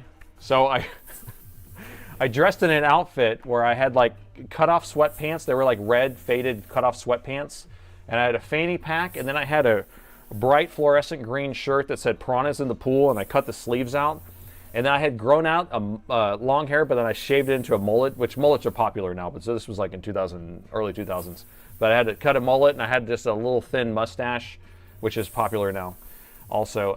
And then I was wearing Tiva sandals with black socks, but one of them was like really faded, and had something else. But anyway, it was, yeah. So my name was Randy. I was the girl's worst nightmare, and I think I won the award that year. I won the award for the best Halloween costume. No repair questions because I don't have the bandwidth to kind of answer those right now. We're just kind of messing around. I can do a little bit of, a little questions, but we're just talking about stuff. Only exercise one arm to show the one muscle. These guns right here. Classic. What do you think of the precision? I'm not answering that question right now. We can talk about that later. Precision 5510 though, 20s and 30s. Those are just XPSs, by the way. So that's all it is an XPS. So an XPS 5510 would be like a 9560, and then 9570 and 9550, 9560, 9570, those three. And those are going to be all 2015, 16s, and 17 machines, something like that. Good old Randy. That's right, Randy. I was Randy that night. You're so Randy. What was that from? That was from something. Oh, Randy. I feel like, is it an SNL skit or something? Is that like a Will Ferrell? Something like that? Oh, no, it's Austin Powers. That's what it is. Oh, darling. Yeah, that's right. All right, so this is done.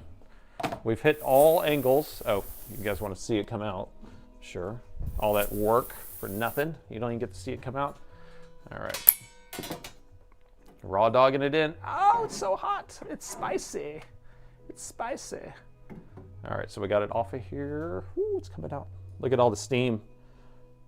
All right. And here, let me see if I can, let me put this in my bin, and then I'm going to show you what it looks like on the bottom. Because you can see some filth in there. So I'm just going to put that right here. Let me unhook this camera. You can see down in there, there's some junk on the bottom. You see it? I don't know. Can you make out the bottom? I can't even tell. But yeah, anyway, there's some junk down on the bottom. So, there we go. Back over there.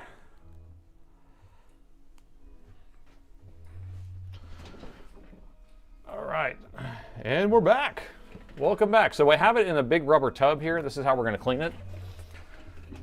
We're going to clean it in a big rubber tub. Have you ever cleaned anything in a big rubber tub? 99% isopropyl, and I just have it in one of these spray bottles for 91%.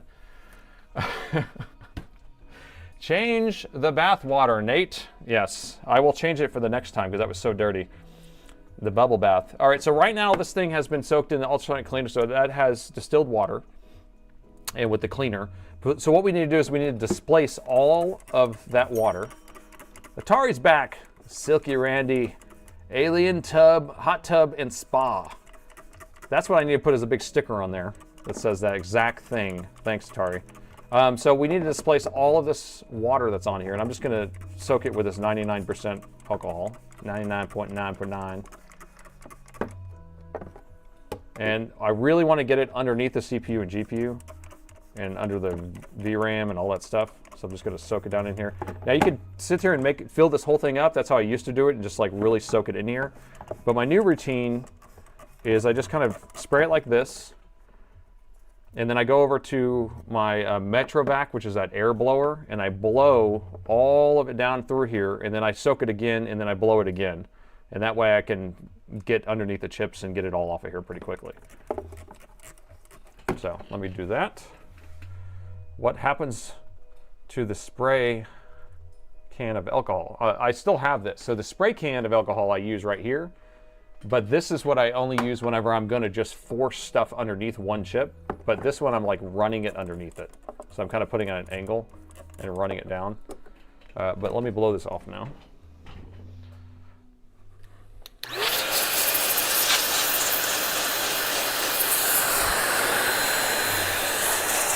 So I'm just going to I'm going to walk it down the board. Oh, this is really loud, sorry.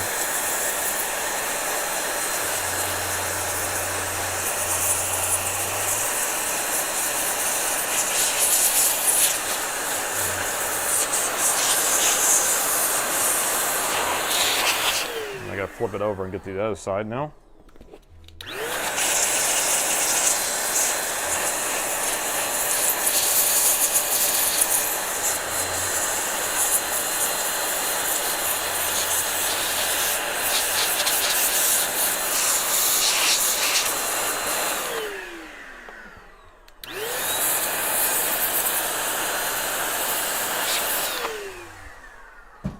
Okay, so that's a Metrovac.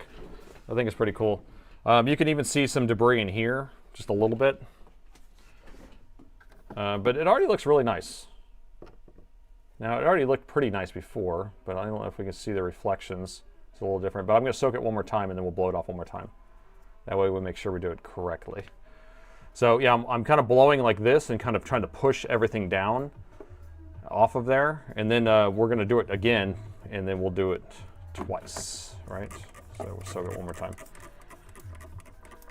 Should I be wearing gloves or eye protection? Yeah, probably. I don't know. Although I did go to the doctor, they said everything is perfect. Tip top, they say. I got even tests for heavy metals, and they didn't see any lead in my system. So I guess the answer is I'm doing everything perfect.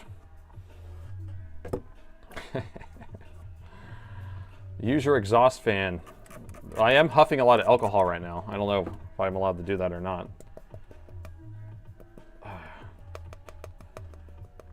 When I use ultrasonic cleaning the board with IPA, remaining flux turns into a white powder like corrosion.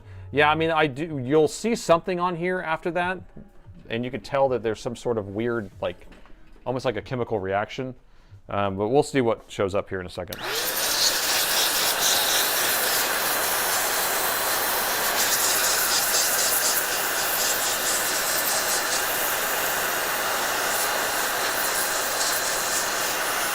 I'm doing this the further away. I don't know if you can even see me. It was like spraying all over my chair and stuff, so I don't want to put it everywhere.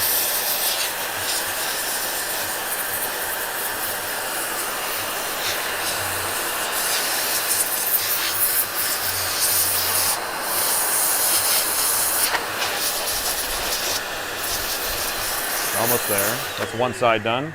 I'm gonna do the other side. Sorry. I want to mute the mic. Maybe I should do that.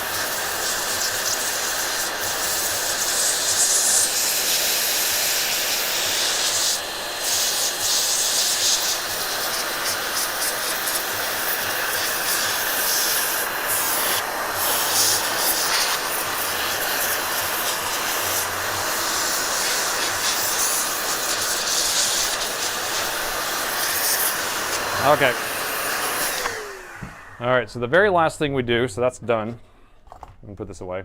All right, the very last thing we do, I'm really sorry about the sound. I know, I guess I should have just muted the mic, but, or turned it down. That's a lot of work.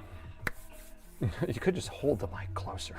Should have just put it like right up against it. Shh. Words are hard. Safety first. All right, so what I was going to say is I always heat the board afterwards. So now we're going to use high air pressure and a medium heat. So like 80% air pressure, and then I'm usually using like a 250 degrees C.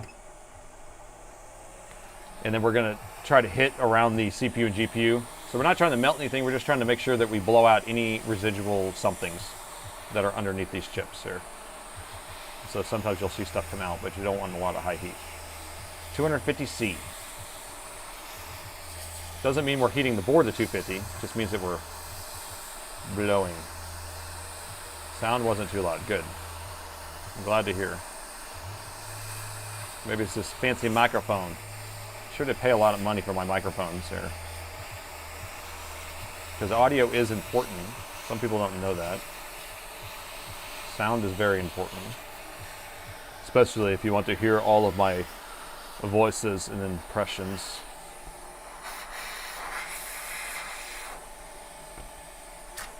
Stupid YouTube keeps censoring my comments.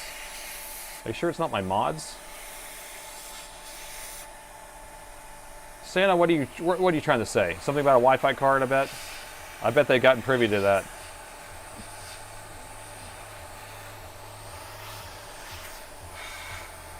No, I added in there, I said, if Santo says anything about a Wi-Fi card, mute him. Just kidding.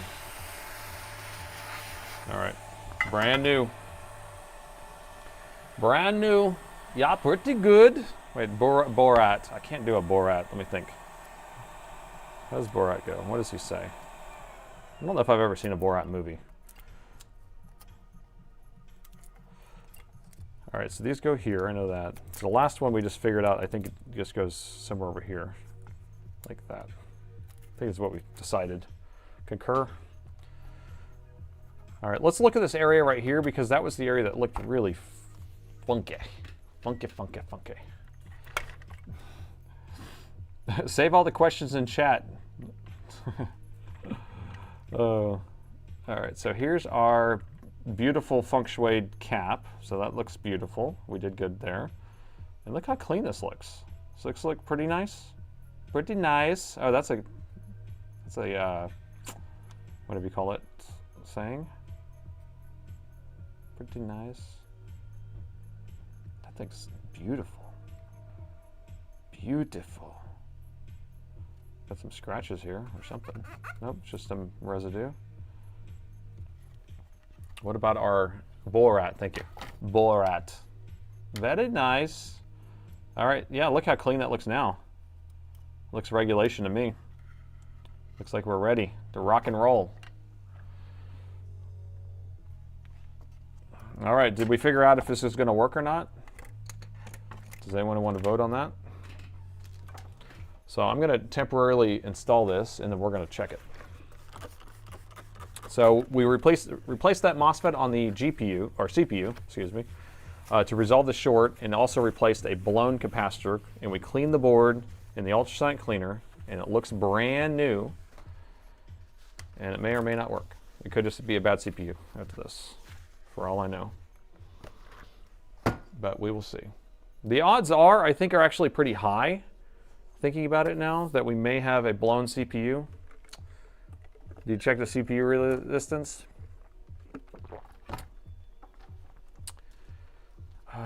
Let's see. Let me put the vote up here so everyone can watch that at the same time, and then we'll measure.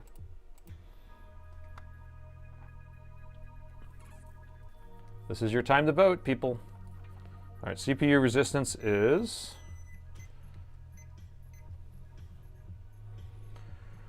should be 4 ohms or something, right?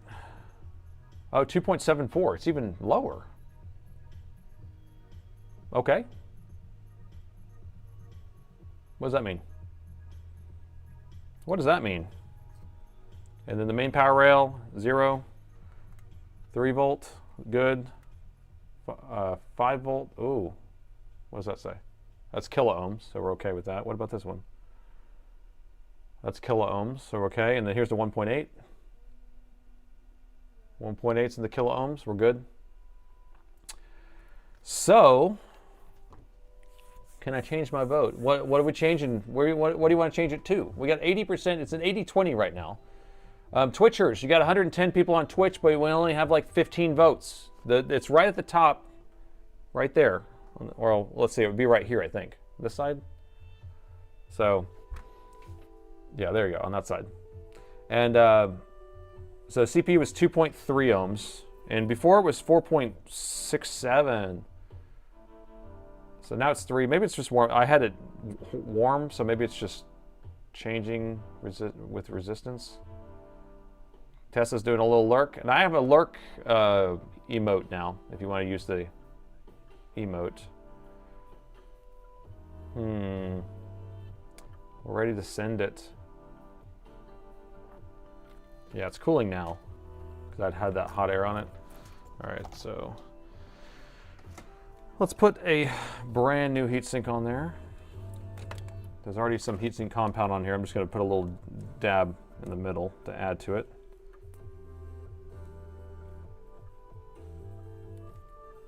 That way we don't have nothing in the middle. And I will do it correctly later. We don't sit there and waste a bunch of heatsink compound that we have to just clean right back off. Okay? That's how that works. I've learned my lesson from like going, okay, it's gonna work. Let's go ahead and put all the heatsink compound on. Let's put some PTM 7950 and fill this whole thing up and blah, blah, blah. And then it, like womp, womp. Womp, womp. Parts people lurking. Did it not work? I saw that little, it just showed up. See, other people are lurking. Look at that. You got the alien sticking his head out behind the brick wall. Who doesn't want to lurk like that?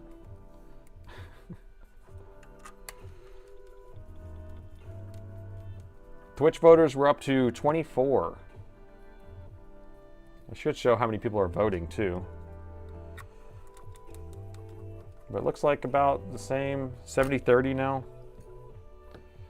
Clean the heatsink. I ain't cleaning nothing right now. We're not putting anything to work until we know that it works. Aha.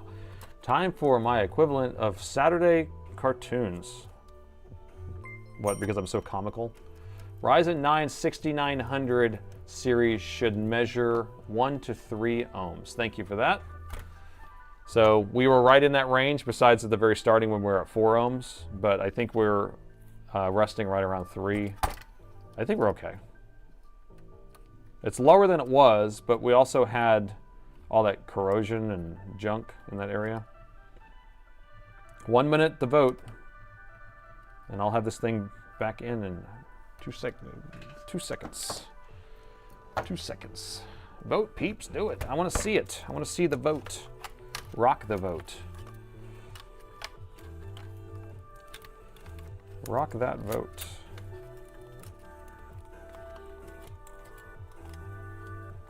And we have 867 people watching, or 76. Wait, 878. I wanted to say 67 apparently. And I think we don't have very many likes. The more people who like the stream, the more people who show up, so we can try to get this up to like 1,500 people on the stream if you just start hitting the like button all crazy. So while I'm doing this, y'all can hit like, and then that will make more people show up. Let's see if we can make it the biggest stream ever.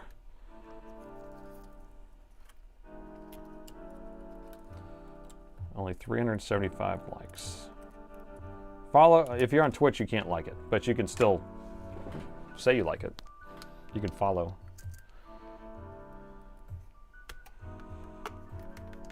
Okay. I'm just putting a couple screws in. Got the keyboard. You don't want me to plug the keyboard in. Really? Power button was dirty, but we fixed that. Oh, but it was kind of, I think it's fine. I'm not worried about it. It's not going to blow anything out. But if you think I should unhook it, I can. But I think it's fine. I'm not going to worry about it. I'm not going to plug the battery in. The power button's really just 2 wires. There's nothing to it. Jeff Goldblum. I am the Jeff Goldblum, right? Just got Jeff Goldblum ad. I couldn't tell if it stopped or not. Sorry, I couldn't unhear it now. Because I stammer so much, right? It's all this stammering, like, and then I sing when I'm doing things, just like a Jeff Goldblum will. And then I'm Tom, I look like Tom Brady. So I'm Tom Brady and Jeff Goldblum together. Together as one, united. All right, the voting is done. And 80% people say that I'm good on YouTube and only 70%. So we have 30% Twitchers are like, you're no good, man. You're not gonna be able to do it. All right, so votes are casted. We're gonna plug it in. Let's get Spike up on the board. Spike is ready with a hot beat. You ready? 3, 2, 1. Bzz. All right, 0.03, 0.02, and he's, Spike is doing his little thing there. I don't have the battery plugged in. The laptop hasn't turned on its own or anything, which I don't think it should actually, but all right, here we go. 3, 2, 1. I hear fan spin. Well, we're only pulling 5 watts. That does not look good to me. 5 watts is no bueno. We should not be pulling 5 watts. We have the keyboard backlight on. We should be up to an amp at least. So, yeah. That's low. Now, if you didn't have this meter plugged in, you'd be like, it's coming on. It's lighting up. I can't believe. You broke it. You broke it. Power it off. I think the CPU is not coming on. That's what it looks like to me. I do have RAM in here. Let me switch out the RAM stick, because that will also go to that wattage with bad RAM. Let me plug my RAM into it. My drawer of RAM. Caffeinated coffee counteracts the spill. Counteracts the spill. All right, I'm gonna actually use this other slot. That's what I'm trying to say. Slot. Womp, womp, womp. No picture, I can't believe. Well, we need to wait for an error code too. We didn't see the error code. Okay, I opened the lid, it's turning on. So let's just wait for this power. It could have like a power rail failure or something like that. That would also cause it to have the same wattage. So give it some time and then wait for the blink code. But yeah, it's only pulling 4 watts. So whoever guessed no, I think you're right. I think you're right, see? Wi-Fi card, I don't have it in there. So Wi-Fi touching something? Wi-Fi wires touching something? Nah, I think it's okay. I think it's okay. I was not a believer. I win, ha ha, wah wah.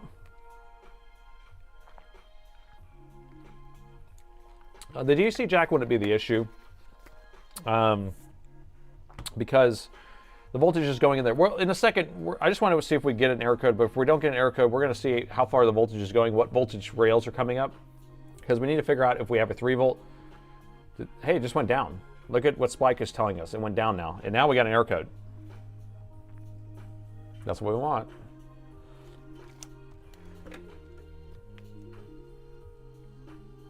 So we'll count reds first.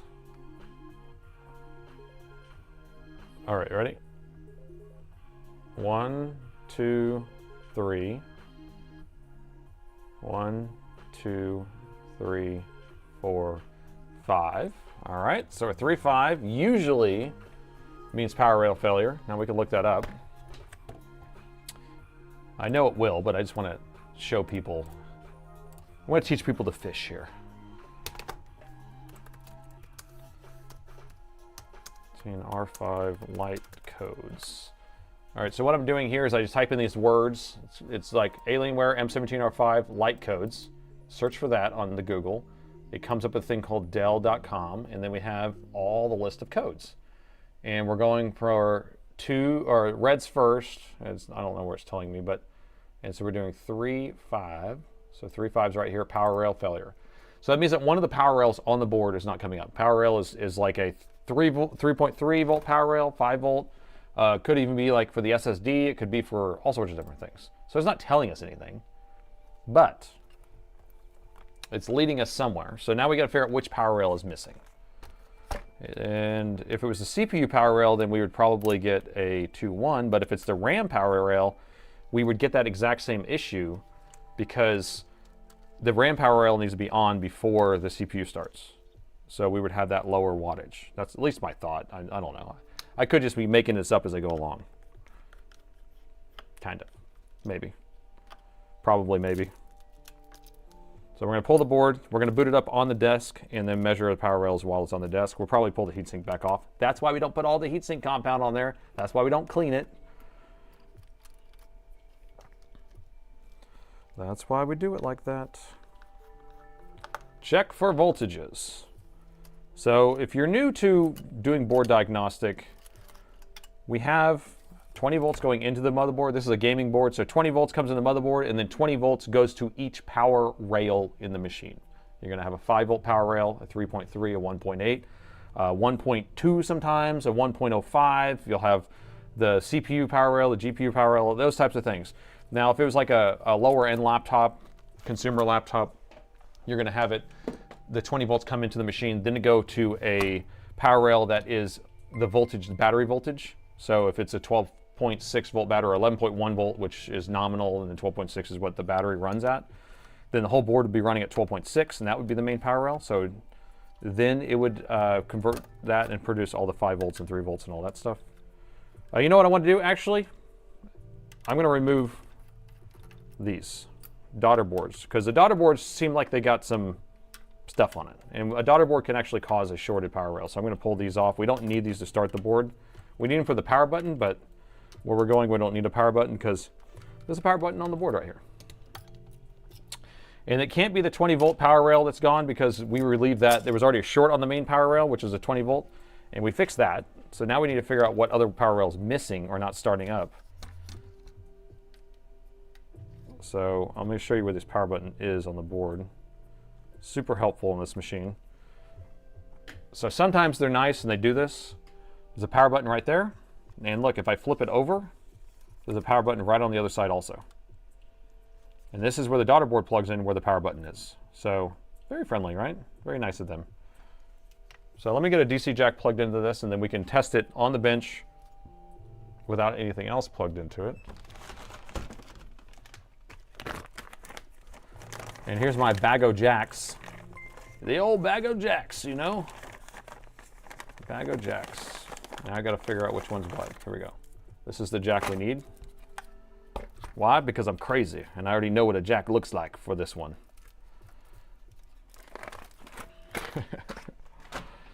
Okay, DDR RAM. Okay, so if you're thinking it's the RAM power supply, I'm kind of leaning towards that one personally. There's the RAM power supply right there.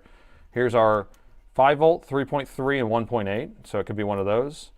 And so the most likely out of all of them, because we have the power, the backlight the keyboard was on, the power button was on, I think it could be the 1.8 or the 3.3. I mean the RAM power supply, which is a 5 volt also. Remove the cooler. Are you really? You want me? Yeah. Okay. We'll do that. We'll do it.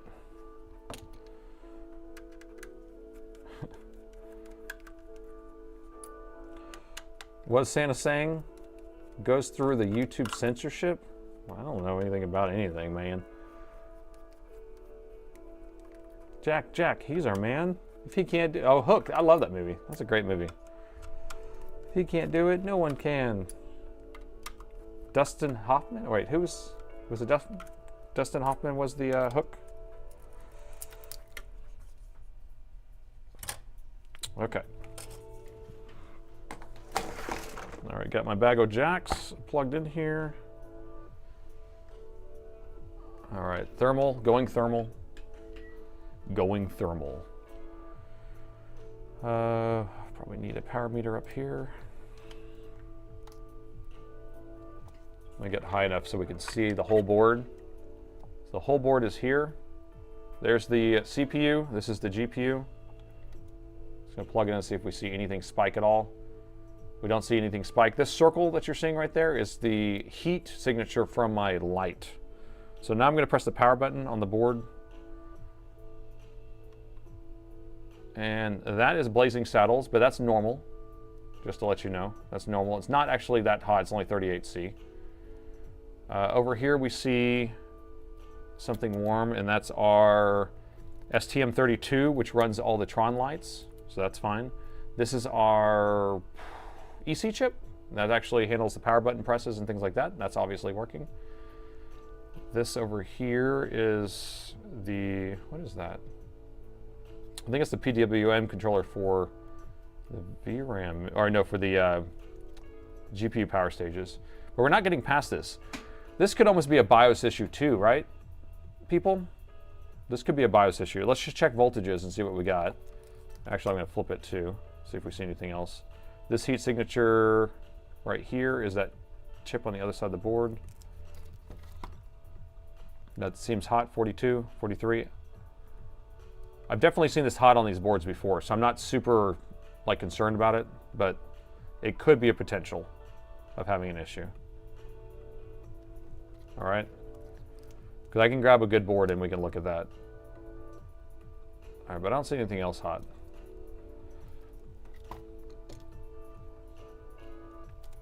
I did mention doing the thermal after the bath. We're gonna pat him on the back right now.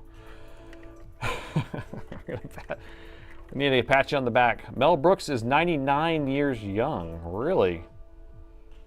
So what's your favorite Mel Brooks film? That's the real question. This is a hard one, right? It's a hard one. You're gonna go like Men in Tights, or you're gonna go like Cabin Boy? Like how deep cut do you want to go, right?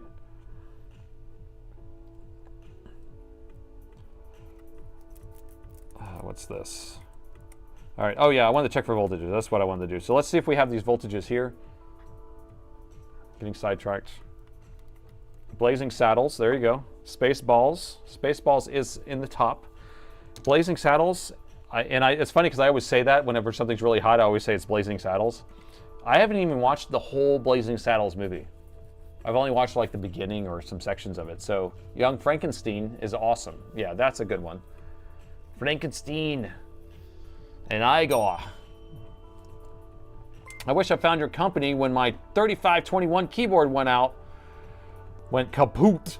I'm sorry you didn't know about me yet, but appreciate you knowing about me now. All right, I'm going to measure the 5-volt rail. 5 volt is present. 3.3 is present. 3.4. 1.8 is present. So all of those are good. So the last thing is, if we get our RAM power supply on, then we're going BIOS. Okay, so I'm going to about the power of the board on. You ready? This is the RAM power supply, so we should get 5 volts here. You ready? If we have 5 volts, we're doing BIOS. If I can get the power button pressed. It's hard. Okay, power button's pressed. Oh, it's not. I thought it was 5 volts. Oh, 1.1? Well, whatever it is, we have voltage here. Whatever. Whatever.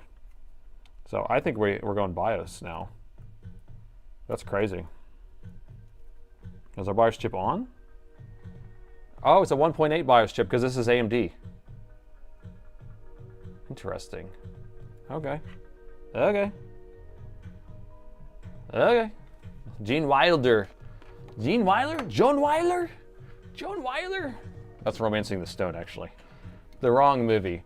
Both might be the EC chip. Yeah, it could be the EC chip. Do we program through the keyboard header on this one? We don't have a keyboard header on this one.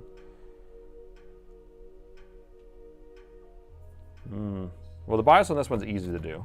So we'll just do the BIOS first.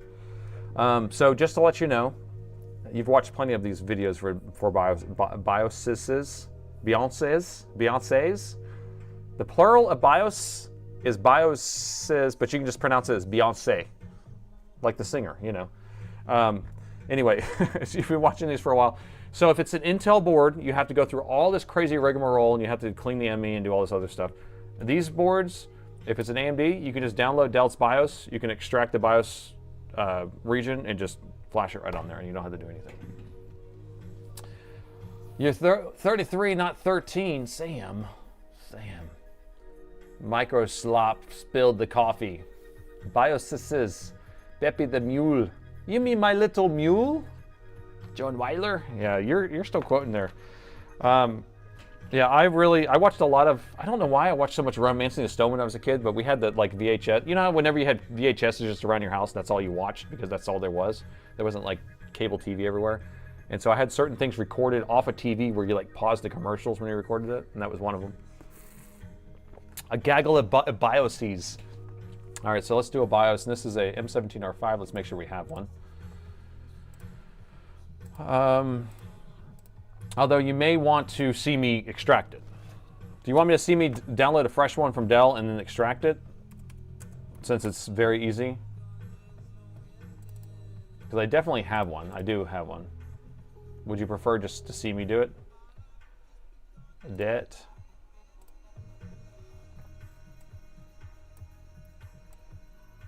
I stand corrected, 1.1. So here's a good BIOS right here.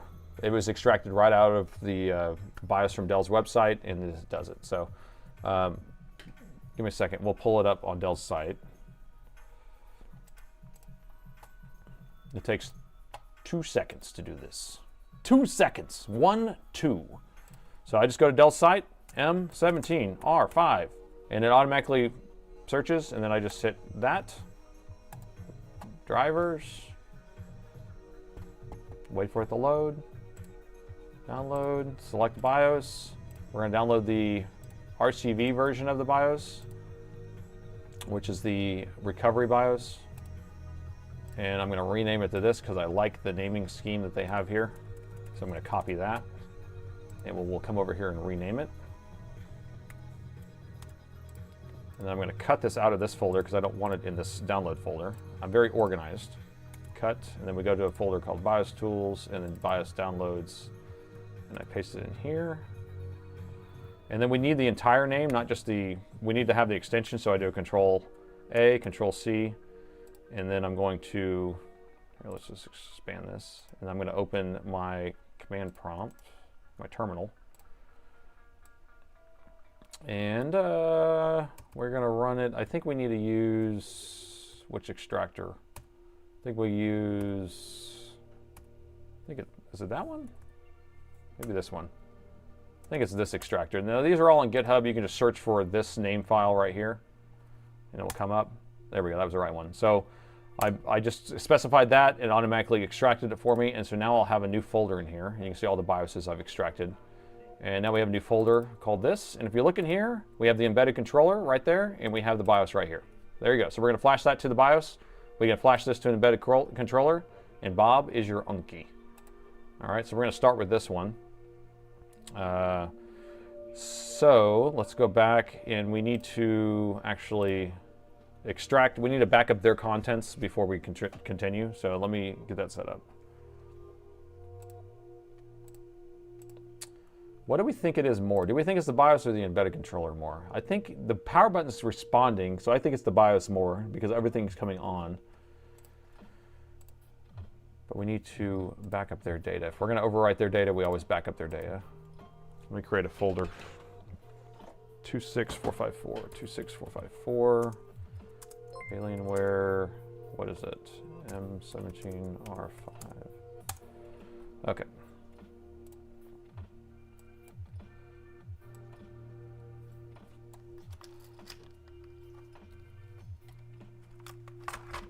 See if I can get this where you can view what I'm doing. I like it to be totally interactive. All right, so the chip that we're working with is going to be a JV, so because it's a 1.8 volt, and we can see that's 25Q, 256J, or no, I said JV, JW. So it's a QJW. Those are the two things I need to remember, and then we're just going to use one of my Pogo pen setups here. So I'm just going to take my Pogo pen reader, and there's my pen 1 mark, there's my pen 1 mark on the chip. I'm just going to line it up like so, and bend it over like that. All right. So now we're going to come over here, and we're going to try to detect it. And we were able to detect it. So we want the JW, we want the non-OTP, so we want this one.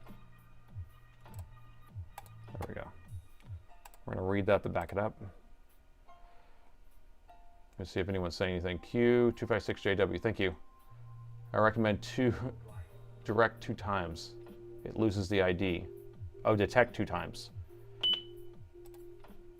And I just pulled it. We do have data on this, so that's fine. I wish that it would like actually detect the exact one instead of giving you a whole list every time, but can't win them all. Do you know anything about troubleshooting PC motherboards, red capital light? No, I can't. I definitely don't know anything about that stuff. I'm a Dell and Alienware person only. So we're going to save this. We're going to save the flash, thanks to Mr. Farmer.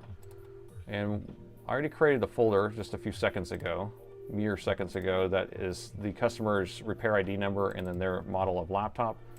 And I always like to name this original when we're backing up their file, so we know whose it is. And there it is, it's backed up. So now we can actually select the new one that we just extracted because it's that easy.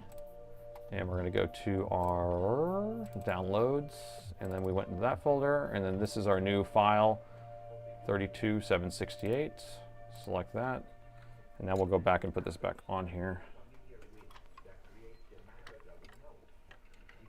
I can't see, make sure it's on there good. Okay, I'm gonna redetect it. But if you hit and reselect it, then it will clear out your buffer, so I don't do that. I just redetect it and that's it, and now I hit program. And this is only 128K, so it's fast. Or no, it's 256, so it's fairly fast. BIOS stands for Basic Input Output System, something like that. Yeah, stop talking, Jim. So you remember, I'm not supposed to talk, and y'all aren't supposed to make me laugh. Or else, if I move, it messes up. Mods are on it tonight. Thank you so much, mods. I appreciate it. No jokes. I'm not going to look at chat. I'm going to close my eyes.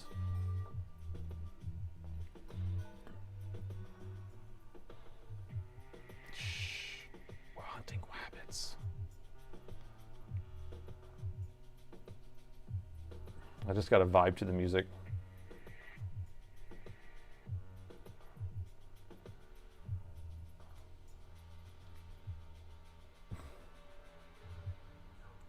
I just read the chat. Darn it. This is taking longer than normal. Why does it have to erase every single sector?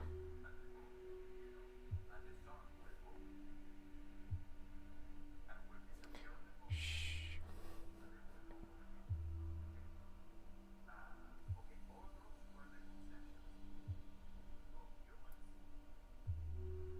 You're really making me laugh. I gotta really focus here. My hand's starting to hurt, which really gets hard when it's going that slow. Go faster. Why are you going so slow? This is a slow chip. Oh, because it's a 1.8 volt? When it's 3.3, it really zips through it. My gosh, this hurts.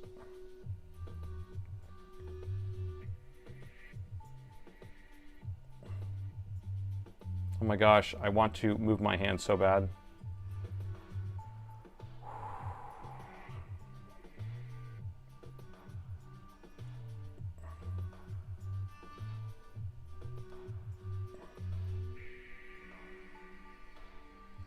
So BIOS, EC, and PMIC are walk through in the bar. I don't know about that. Only if you know what you're doing. Oh my gosh, this hurts so bad.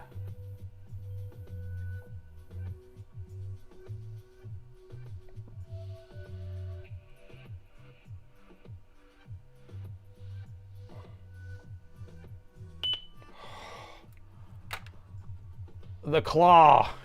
Ah. Ah. It's like the claw of just like holding it in that position forever and not moving. Oh my gosh, that was horrible. Okay, got it. Nailed it. All right.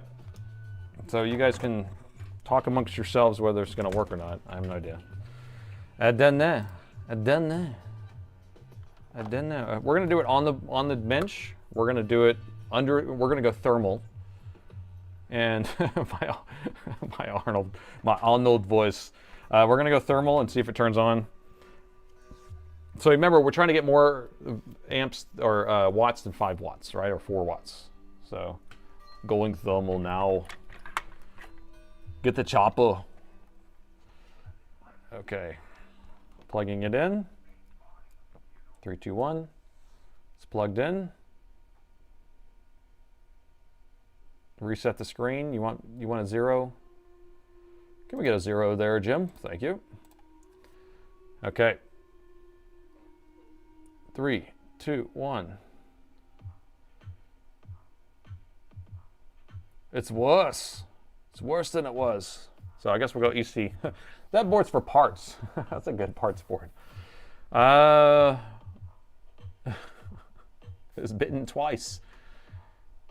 So, I mean, we could, I don't think it is this chip right here. Now, the last thing I want to do, we'll go ahead and, I guess, program the EC chip. Now, I don't know how to program the EC chip on this board.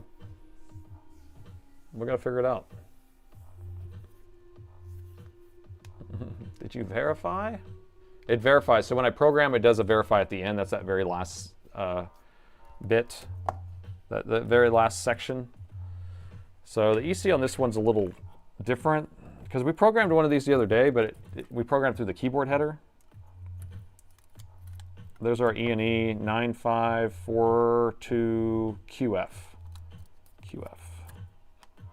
But do we have a JDebug? What do we have? What kind of header do we have to connect to? JDebug? So is that our JDebug? I guess so. Well, I guess we can connect right here. I guess that's gonna work. So let's look at the pinout of this connector here. What board is this? This is the L761P. L761P. Will it work round 3? Oh no. You guys are voting on it right now. I guess we can end that vote, huh? I guess we can kill that one. Let me see if I can find that board. M17R5761P.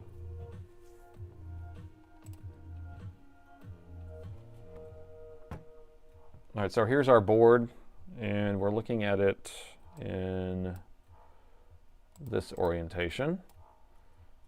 And here's that JDebug header, and I don't see anything of use over here. Let's look where these connect to. I think these are it right here. Boom, boom, nailed it. Now, LED, do you think I should go through these resistors, or are they just 0 ohms? Oh, they're all 0 ohms, so it doesn't matter. Yeah, so I can hook forever. So KSI 7654, we want whatever. I have that written down what those convert to. And so we're using 1, 2, 3, 4. We're using those first 4 pins right there. Okay? Capiche? So let's just have this kind of up. And so it's gonna be 7654. And let me go grab my cheat sheet. Cheap sheet? Cheap sheet. I don't know why I can't say that. You voted on round 3 that I was gonna get it, did you? Well, I don't know. I done that. Someone's ringing a bell for me. You my boy Blue? The keyboard ribbon cable, KBC, but there is no keyboard connector on this one. That's what I wanted to show you. So on this board, they come with keyboard connector and they come without it. So it's not populated. So we have all the rest of this is MCU stuff. So I can't go through that, so I'd still have to hook to this anyway. But these pins right here are probably the same that goes over there. And shoot. Drop my tweezers. But luckily I made this cheat sheet. You love how pretty it is? It's so awesome. So I have my purple wire tied to the CS, which is KSI 4. And I have my yellow wire, which is the DI, to KSI 6, 7, and 5. So I already have my decoding right here. So all we need to do is hook the 4, 5, 6, 7 in this color organization. And it just makes it look like I'm just a magic, it's like easy. I give up, never surrender, never give up. All right. So let me get my EC programmer out. Now, if I didn't have that cheat sheet that I made, it would be a lot harder. But because I'm constantly trying to come up with things and make it easier, and if I have something work, then I make notes and then I can refer back to them. And now you have the cheat sheet because I gave it to you. But although your wires aren't the same as mine, but so what I did is I drew out my connector that's on this board here. Let me zoom back in. So this thing has a DB9 on here, and then I just hooked wires to it, and then I drew my DB9 on here, and then I said what each wire was. Right? Okay. The Magic Man. And with the magic hands, it's Crazy Nate's EC Programming Factory.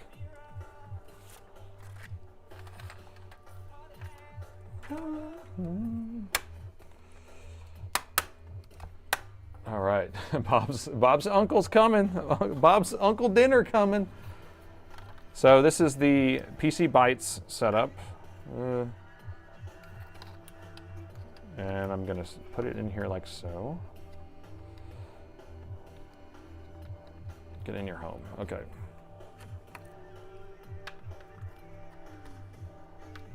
Make sure this can reach. Good. I have to be able to plug this in. Remember, the board needs to power on. So that's what we're talking about. So I have a DC jack here, and then I have my plug right there. So we'll be able to plug that in to power it on. And then each one of these probes are going to come over here. But I want to pre-10 these. I want to get all the oxidation off that debug header. So we need to do that first.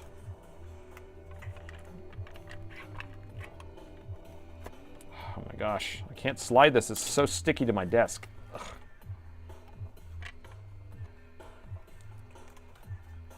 And I'm going to say if this doesn't work, then we have to kind of do go around the board and find a shorted capacitor somewhere. Because there is a chance that it's not a main power rail that's shorted that's missing. It's going to be something that's just like some random capacitor just sitting around. Where's my flux? There it is. Who does when? Who does? So we're just going to add a little bit of flux on that. Clean this off. Try to be positive. I'm always positive. I'm always too positive. So we're just cleaning those first 4 pins. And you guys are in charge of telling me which one's what, because I forgot already. So it's 4, 5, 6, 7, right? So 4, 5, 6, 7. So it starts on 4 from the right. Correct. Zip it. And if we look at my cheat sheet was 4 is purple.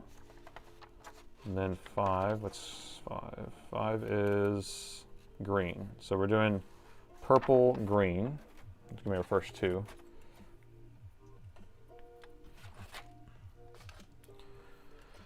Oh, I love whenever I just go by colors. That's a lot easier. So purple. And I'm just gonna get them close and then we'll adjust them later. Then green.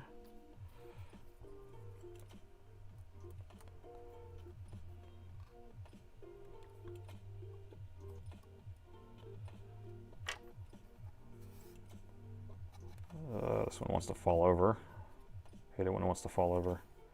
Let me go this way with it instead.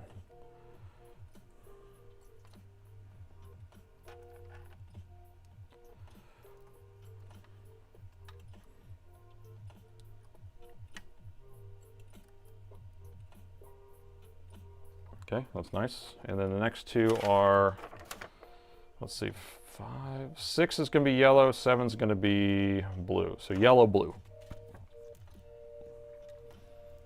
Not that it means anything to anybody else, but hey, remember the board needs power. I know that. Okay, we'll get this one on here.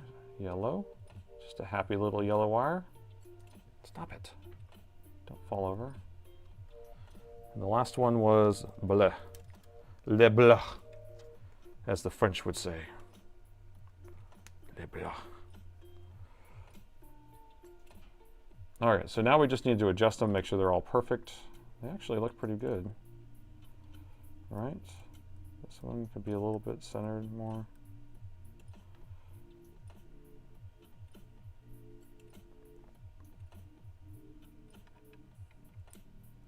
Darn it.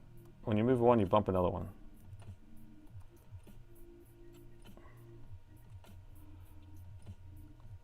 Okay, can we connect at the first try? That would be the question.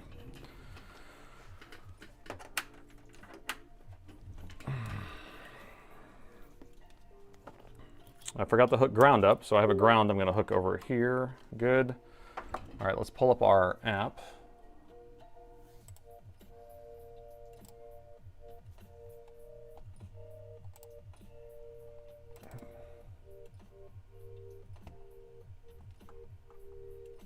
Poll?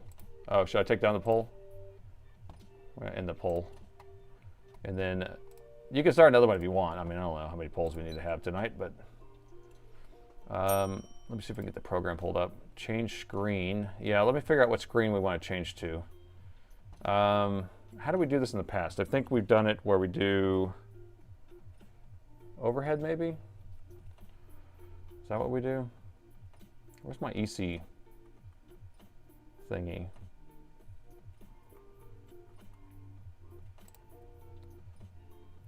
I think I do that, actually. Yeah.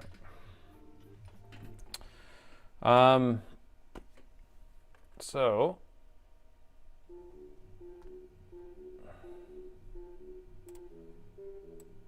all right, so we're going to try to, we are connected, and it's the chip is a 9542QF? Is that what it was? Q? Come on, I didn't look. I don't remember. Does someone remember? Shoot. Oh, I have one right here. QF, that's right? Okay. All right, I'm gonna go with what premise said. I think it is. So now you could theoretically just pick a board. Oh, you can't even see it. Here, I'm gonna go this one, this view. You could theoretically pick a board that is the exact same board number, but it's not listed here anyway. But if I just search for 9542Q, then it will pull up a board that has that chip on it, and then I just use soldering anyway as our connection, and then I send that to the programmer, okay? And then we're going to be on that screen, okay. So now I'll plug in the board. Can I get it on the first try? You guys have faith in me? No! It's not the first try. Okay. So it should have actually beeped like it connected. Let me make sure my ground's good. Let's try again. All right, let's take a look at these again. Did I bump them? It's hard to see.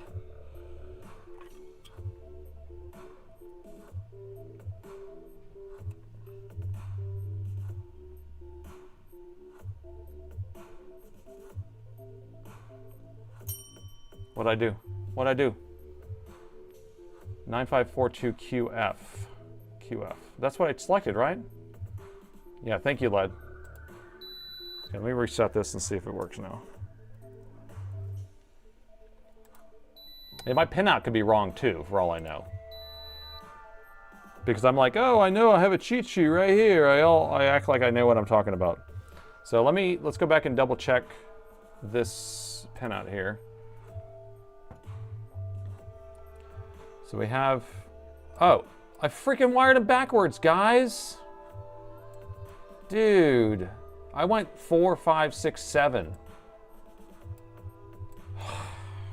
God. Y'all were supposed to keep me honest. Oh, okay.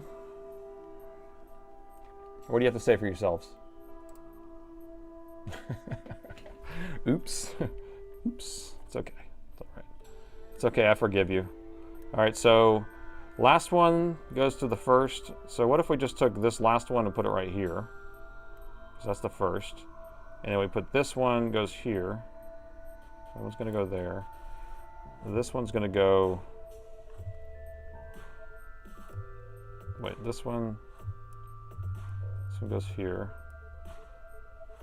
This one goes here. This is some precarious operation here. That one goes there. Those first two are crossing their legs almost. Let's see if I can get that one right there. Okay. Does that look does that look legit? I don't think it looks legit. But will it detect? That is the question. That's all that matters in this world. Oh no, my tablet turned off. No. No, my tablet turned off. I have no buttons. No buttons. Why you turn off? Tablet. Darn it. Okay, now I gotta manually change the views, people. This is no fun.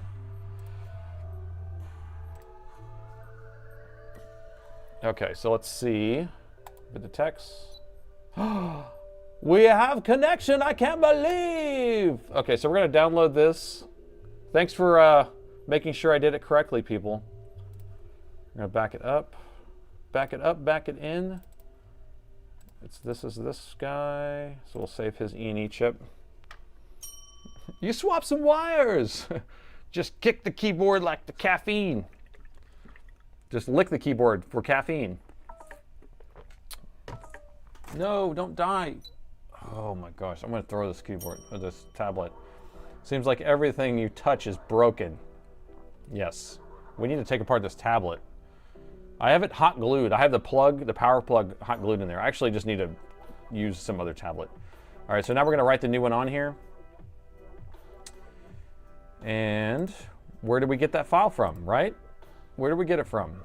We made it right here, and we're gonna select it. It's called the embedded controller. We're gonna select that file, and it should start writing on there. Oh, you couldn't even see that, but now you can see it writing at least. All right, does Nathan need more caffeine? Where's my green drink? I need some more of this ginger, kale, spinach, and pineapple. This stuff is good. I like it. What does it even have in it? I don't know if I can see this. It has iron, potassium, 1,300 milligrams of potassium. Wow, this is what I need for my muscles. 1,300 milligrams. That's crazy. That's crazy talk, I tell you. All right, let's put the poll on here.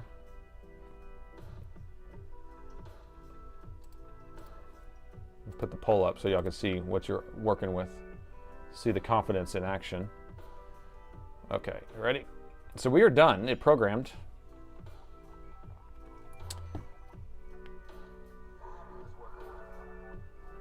So let me get this stuff pulled off this here. Let me unplug it all. Hot glue freezer spray. Yeah, freeze spray makes it faster, doesn't it? Kale with a chaser of iced coffee. Man, this is good. You should try this. I mean, if you like ginger, the pineapple makes it a little bit sweet, and the ginger has that spiciness to it, but then you have the kale and the spinach. Woo!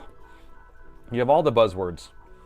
All right, so we're gonna slowly and carefully unplug all this. So we have reprogrammed this. So we've done the two things that it takes to kind of jumpstart a board if the firmware is messed up on it. Sorry, you're not convincing you. Well, some people, you know, I like my vegetables. I mean, I just had 2 slices of pizza for dinner, so that's not, there's no, I mean, there's a little bit of vegetables on it, but not a lot, not enough for it to count. So I needed some veggies. All right, let's get this guy out of the way. Set him down right here. Okay, all right, so you got your vote up there. We got 1 minute left on the vote, so go ahead and vote as fast as you can. This will either work or it won't. And the question is, what do we do if it doesn't work? Do we move on? Because we're eating up all of our time.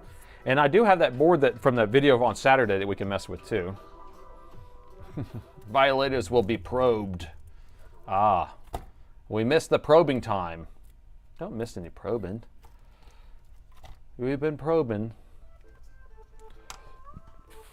All right. 5 seconds, 4 seconds, 3 seconds. All right, it's pretty split. Most people think that it's not going to work. Or no, I guess most people think it's going to work. But it's still almost 50-50. We're at 2.5 hours, and we haven't even fixed one board. But at least you've been entertained. Because you guys love to watch me struggle.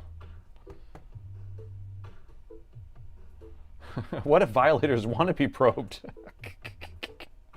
All right, poll, taking the poll down. So we're at about 70-30, 60-40, whatever it takes. All right, we'll go thermal. Going thermal.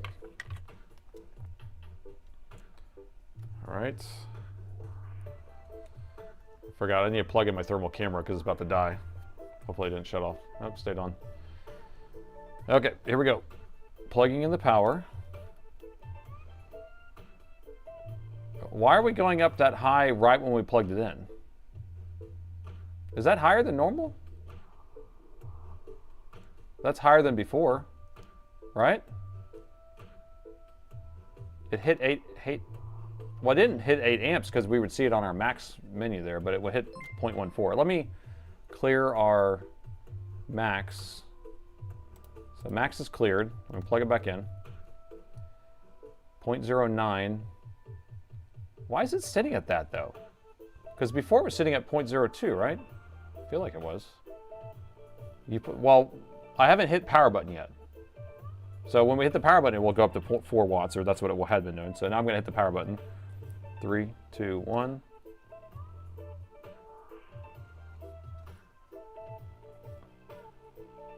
Hold on.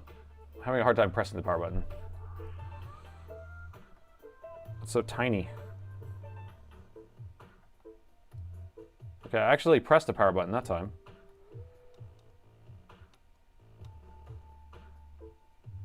What? How do we make it worse? Power button's doing nothing. We just made it worse, people.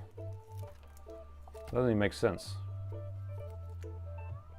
EC, so it's the power, so hold on. No compute. This isn't a 17R5, we know it is. Let me make sure we loaded the 17R5 firmware in there. We could have just flashed some random stuff on there.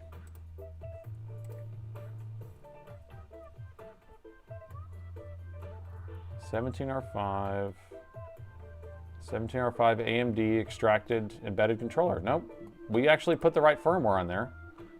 Bad E&E chip? I guess. Or I mean, or do you think it's this thing over here? But the power button doesn't do anything now. I mean, that's why we back up firmware, right? So we could always put their firmware back on here. But what the, no compute. I don't understand that. Let me take this RAM out of here.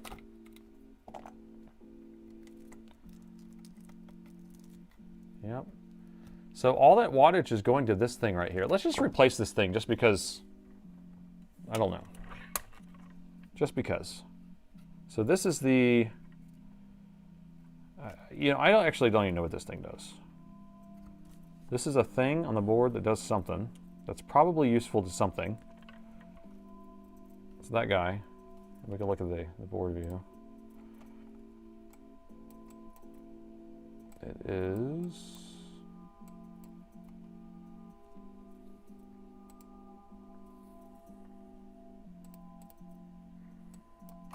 Sorry, I'm trying to pull this up.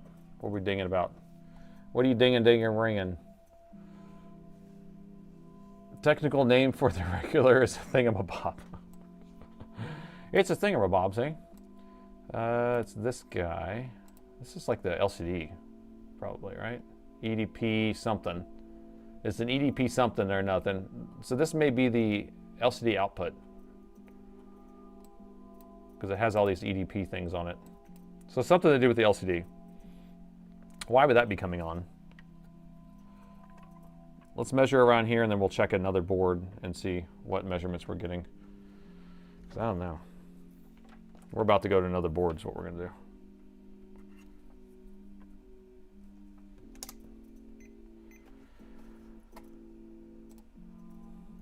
do. UV1. So we're going to see if we have some sort of short in this area. Just going to check all these signals. No short there.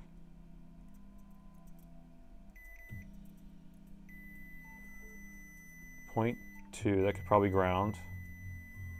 At 0.2 here.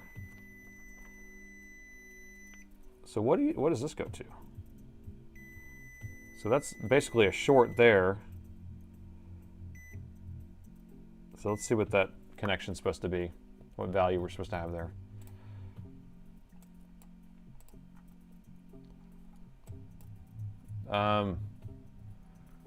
That doesn't even exist. Oh, no, it does. What is this? This is ground. This is 0 ohm to ground. So that's correct. So ground's here, and then this is measuring ground. It's just pulling that low, I guess. But it's a 0 ohm. Where's that going? Over here. And it ties into this guy over here. I actually fixed an LCD issue the other day, or a power on issue, because of this exact type of setup. And it ended up being this chip over here that was bad. So the EC chip's like right here, and it ended up being like this chip over here that was bad. So let me get a test board. Let's just figure out what the voltage is on it. PD. We could try doing PD. I mean, now it's not powering on. I'm just saying it's different. Why is it different? Does it mean that the board was trying to come on now for real? Don't worry about the LCD. Focus on why we have 0.09. Well, I know, but that chip is hot. All that 0.09 is going to that chip. That's why the chip's hot. So you have to think about that. Where is the heat going, or where's that current going? When I plug in the machine, the resting voltage should be at 0.02. When I plug it in, it's at 0.09, and that chip is hot. So that's why I'm saying, you're saying don't worry about it. Well, we got to worry about it because that's hot. So is it that thing that's making it hot, or is it the chip over here that's feeding that over there that's causing a output short? So I have that board right here that we were messing with. I mean, this is a bad board, probably has a bunch of stuff wrong with it, but we can see what we're supposed to have on that measurement, on that line. You look tired. Maybe I should call it. I am tired, and you're right. So this is 0.2. We already know that's supposed to be ground. I would say let's just pop that and put a new one on there just to see if it does the same thing, right? Unless it's powering something else. I'll just replace it. It's easy. 2 seconds. 2 seconds. What turns on that hot chip? Well, apparently the freaking, whenever you turn it on. Time for coffee and a bourbon break. Time for a nap. What time is it? Yeah, I've been here for 13 hours. 13 hours. You'll find it in the morning, I know. But so do you want to set this aside? We can do another one, knock another one out for fun. There's a law saying that you have to have, there's no law that says you don't have to have a 4-hour stream. I appreciate that, Dave. You're right. I always feel bad if I let people down. You know, I had a long time, or a long day, and I have a lot of stuff on my mind actually, because I got some stuff going on personally with my family right now. And I almost canceled the stream tonight because a lot of stuff was going on, and I decided to go ahead and do it anyway because it would keep my mind off of it. So that's kind of why I'm here in a way too, is because of you guys. I at least have some sort of outlet. I can talk to you. You guys are my therapists. Help me deal with all the stuff I'm going through. Test pads after removal. Okay, I'll do that. Let me pull this guy off and set him off to the side. Look at all that flux over there. What have I been doing to this test board? Donor board. Okay, so this is our good one. I'm going to set it on the right side. I don't know what we're supposed to measure over here because we weren't really measuring anything crazy. But we can measure right there. See, all these things are like low. And this is what I found before, is that all these ones were low, all these vias, and it tied back to this chip that was on the other side of the board, and I changed that chip out and it fixed it. So if it doesn't help, call it a night. Okay, I appreciate that. Appreciate that. You guys are so, like, caring and respectful. It's awesome. When I get home, my wife is always saying, your community loves you so much. This is a great outlet. They care about you. I appreciate that so much. So this is our brand new chip from our donor board. It's absolutely flawlessly new, but it's off of a board that is flawlessly bad.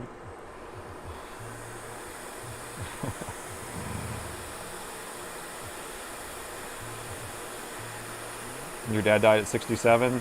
Yeah. That's what, yeah, my mom's really sick right now. That's what's going on, so. And I just had to, anyway, I don't want to go into it, but yes, it's been rough. It's been rough. I'm having to deal with that right now. Okay, here we go. That guy is dancing with the devil. Looks good. Looks like I've done that before. I don't think I've ever replaced that chip before, but looks like I know what I'm doing.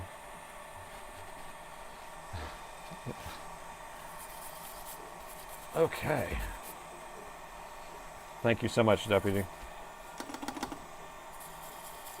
Okay, so what do we think? Do we think we're about to throw this across the room? Yeah, we don't need to throw it across the room, but we're gonna hope that it actually does something different. Now, it doesn't make sense to me that our power button is no longer responding, but who knows?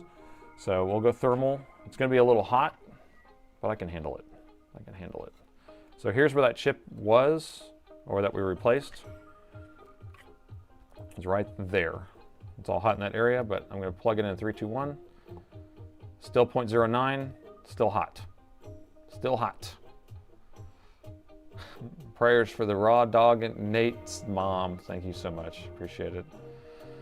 So that's still hot. All this is hot. I mean, we need to cool it off so we can even see what's going on here. Oh, 0.02, how do we have that now?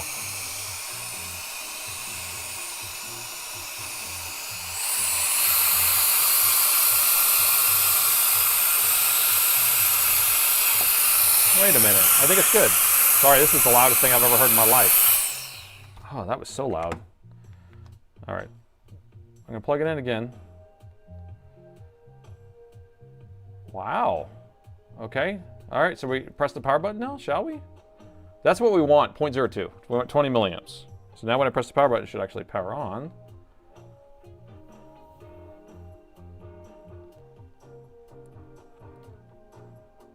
It's weird, I'm pressing a power button, it's doing nothing. Should we put the EC chip back on? I mean, the EC programming back on it?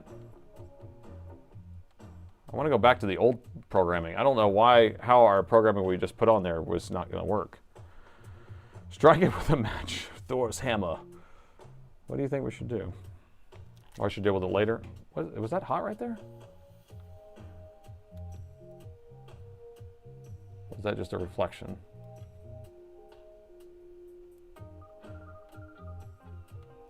So I pressed it, the EC chip lit up a little bit more. But we definitely don't have that heat over here anymore.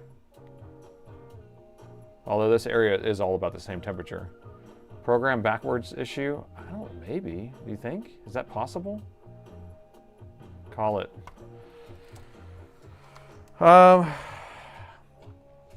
Okay, yeah, I think I'll probably set this off to the side. I'll deal with it tomorrow.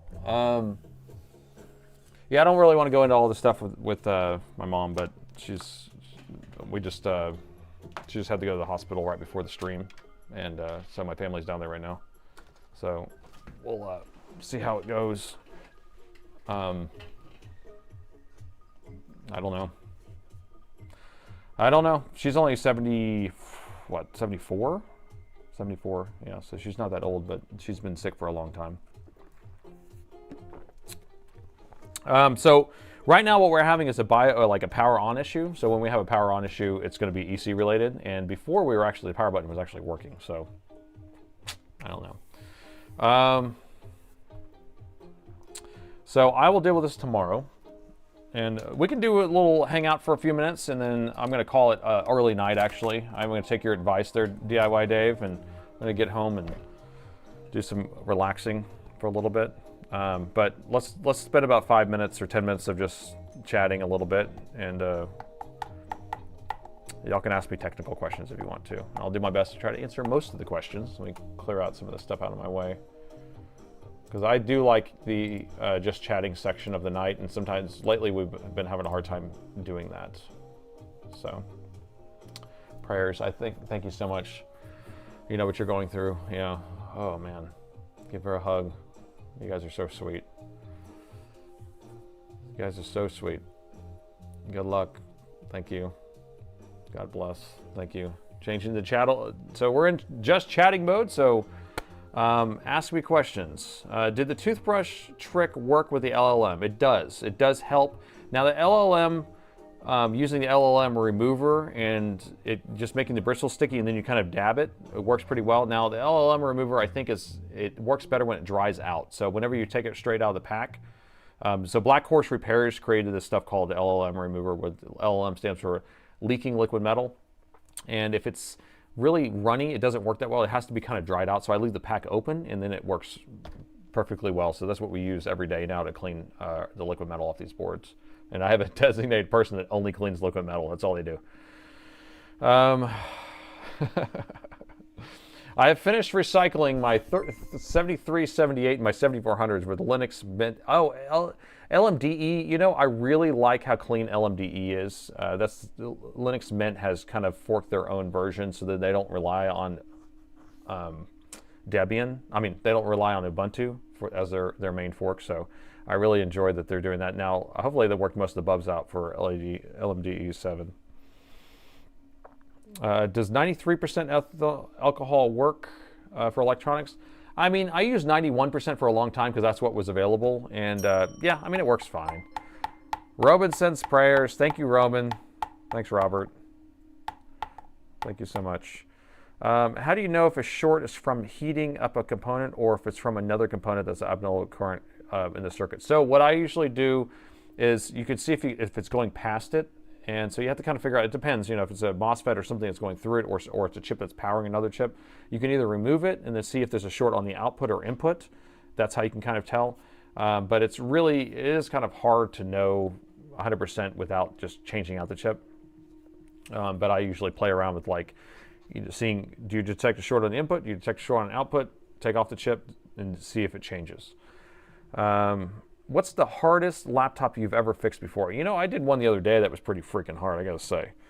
I did one that was it was actually similar to the issue we're having right now, but it was an iGPU blew up, and then it blew out the integrated graphics display chip, and then that backfed to this other chip. So I ended up having to change out all these chips, but it took a long time to kind of trace it down. So most repairs that are really, really hard, and it looks like it's easy, like even me doing these EC chip things, it took me many hours to figure that stuff out. And so sometimes I'll spend 10 hours, 15 hours on something before I fix it. I use 99% alcohol. That's what I use. I buy bottles. I buy like a case of it, and that's what I end up using. I repair ham radios. Interesting. I know a lot of people got into ham. I never got into it. Credit to you and Soren. I fixed my HP laptop with a bad cap. An easy pizza, you mean? Let's see. I'm trying to get most of these questions. I don't want to skip anybody, so it's kind of hard to keep up with it. Are you mad cleaning LLM only? I hate it. I try not to clean as much as I can because I send it off to somebody else to do it these days because I don't have time to sit there and do that because it's almost like a cleaning job. Hope your mother feels better. Thank you, old school. Some sugar doesn't dissolve in 100% alcohol, and you need a little bit of water. And so even my distilled water bottle I have here, it's distilled water, and then I put 99% alcohol in there. I just kind of mix a little bit in there, just lightly, just to kind of add a little bit. Great stream as usual. Hey, thank you so much, Fire. LMDE is Debian 13 base, and it rocks. Well, good. Because I tried LMDE 5, and I had some issues, and then I don't know if I did 6 or not. So AI can take over the world. AI can lie and screw over humanity. It can never take this job, I can tell you that. Maybe it can tell, you know, try this or try that, but you still have to have a human touching it for sure. On my second laptop, there's a problem, and it runs on battery. It blue screens of death appear. What could cause that? So that's going to be probably some sort of power instability probably in the PWM on the CPU, I would think. But it's a low power mode, so I would try putting it, when you're on battery, put it at high power or max performance and see if that fixes it. And then make sure all your chipset drivers are installed. Download all the latest chipset drivers. Can't get good stuff here. Oh no. Help, my 9310. Oh, fun. I had to change 4 memory chips, Samsung's, put Microns on there, changed the strap scheme, and said, and now I have to deal with the BIOS advices. I don't know. I've never changed RAM like that before, so I don't know. I usually just put the same chip back on, so I haven't converted any laptops or upgraded laptops before like that. Why not use Debian? I run it on all my servers, AWS. Now Debian is just, it's plain Debian. You're talking about vanilla Debian. It just takes a little bit more time to get it set up, and so some people like that, some people don't. I'm privy to I like the Cinnamon desktop personally, so I end up using Mint personally, and then on an older laptop I'll probably use some sort of XFCE type of desktop. Hail radios in Norway. Kotex has deleted my poop. Thanks for the stream, Nate. Maybe you can design a coffee-proof computer. I think they have some sort of formula coding that you can put on there. Good stuff. Enjoyed it. Best stream. And last thing I need to know is about AI. Paul Daniels. Hey, Paul Daniels. Welcome aboard. I'm actually wrapping up the stream for the evening. I'm going to end a little early. We worked on the board for, I don't know, a while. And so, by the way, everyone in the chat, Paul Daniels is the one who makes this piece of software right here. So this, anytime you're like looking at this, and you're like, oh, this is pretty cool. So Paul Daniels makes this FlexView software, so you can check it out. I don't know what his website is, but pauldaniels.com, something like that, maybe. Flexview.com.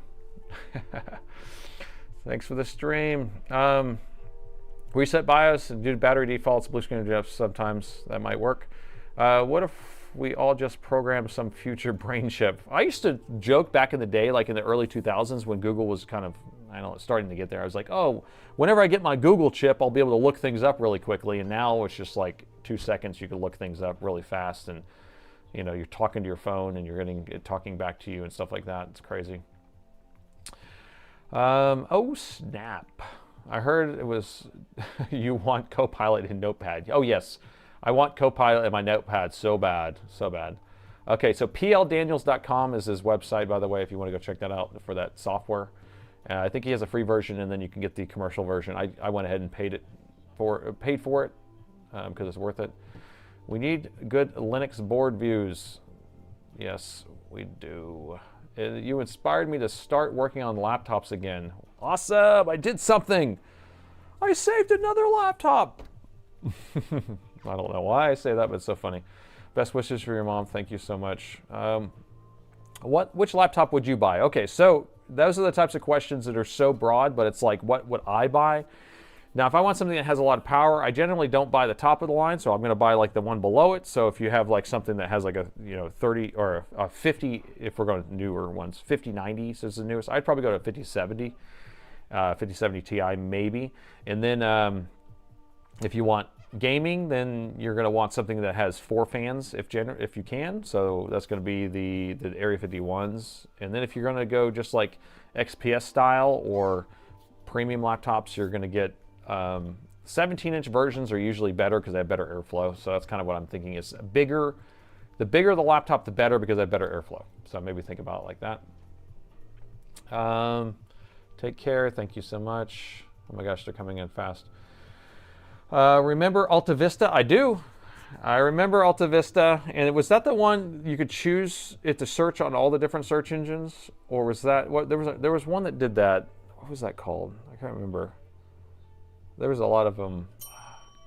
I just wanted to say that you fixed my laptop. I love your channel, and I love watching every video that you've posted. Best wishes to your mom and your family. Thank you so much. Thank you so much, Ian. I appreciate that. That was so generous of you. What is a good Dell or an Alienware laptop to buy? So I just kind of went over that. Adamant IT is doing a Linux video soon, and you'll have a few tips. Good, good. Yeah, he's doing a lot more tutorials right now. He's not doing a lot of just like the regular fixes. He's doing more tutorials, which is good. That's I'm not good at doing tutorials. I have so much busy work I have to do. So I wish everything goes well in your life, and you deserve great things. And for the free knowledge you're spitting out at all of us. Oh my goodness. Let's see, Lead Farmer. Oh, you're replying to Lead Farmer. Fortunately, OBS covers pretty much except good and bad audio filters, blah, blah, blah, blah. Okay.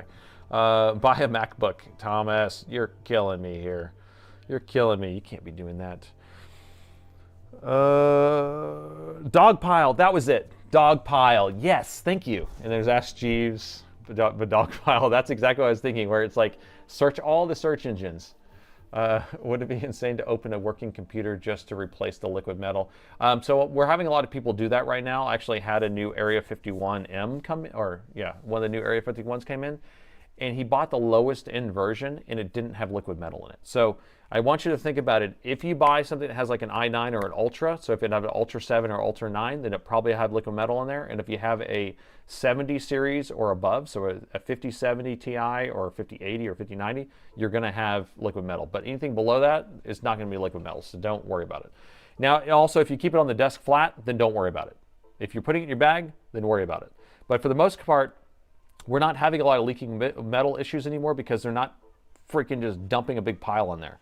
All the newer machines are very moderate, very liberal, or moderate, well, I don't know, whatever it is. They're not putting very much on there.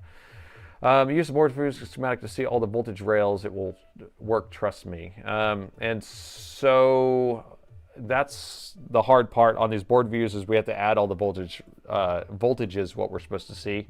And that's why I'm trying to work with Paul right now to try to figure out if I have time to sit there and go through and do that. But we can do it. It was a web crawler that searched a bunch of search engines, and now you can't even do that. All the bot searches are gone. Alta Vista as well. They did, both of them did that, huh?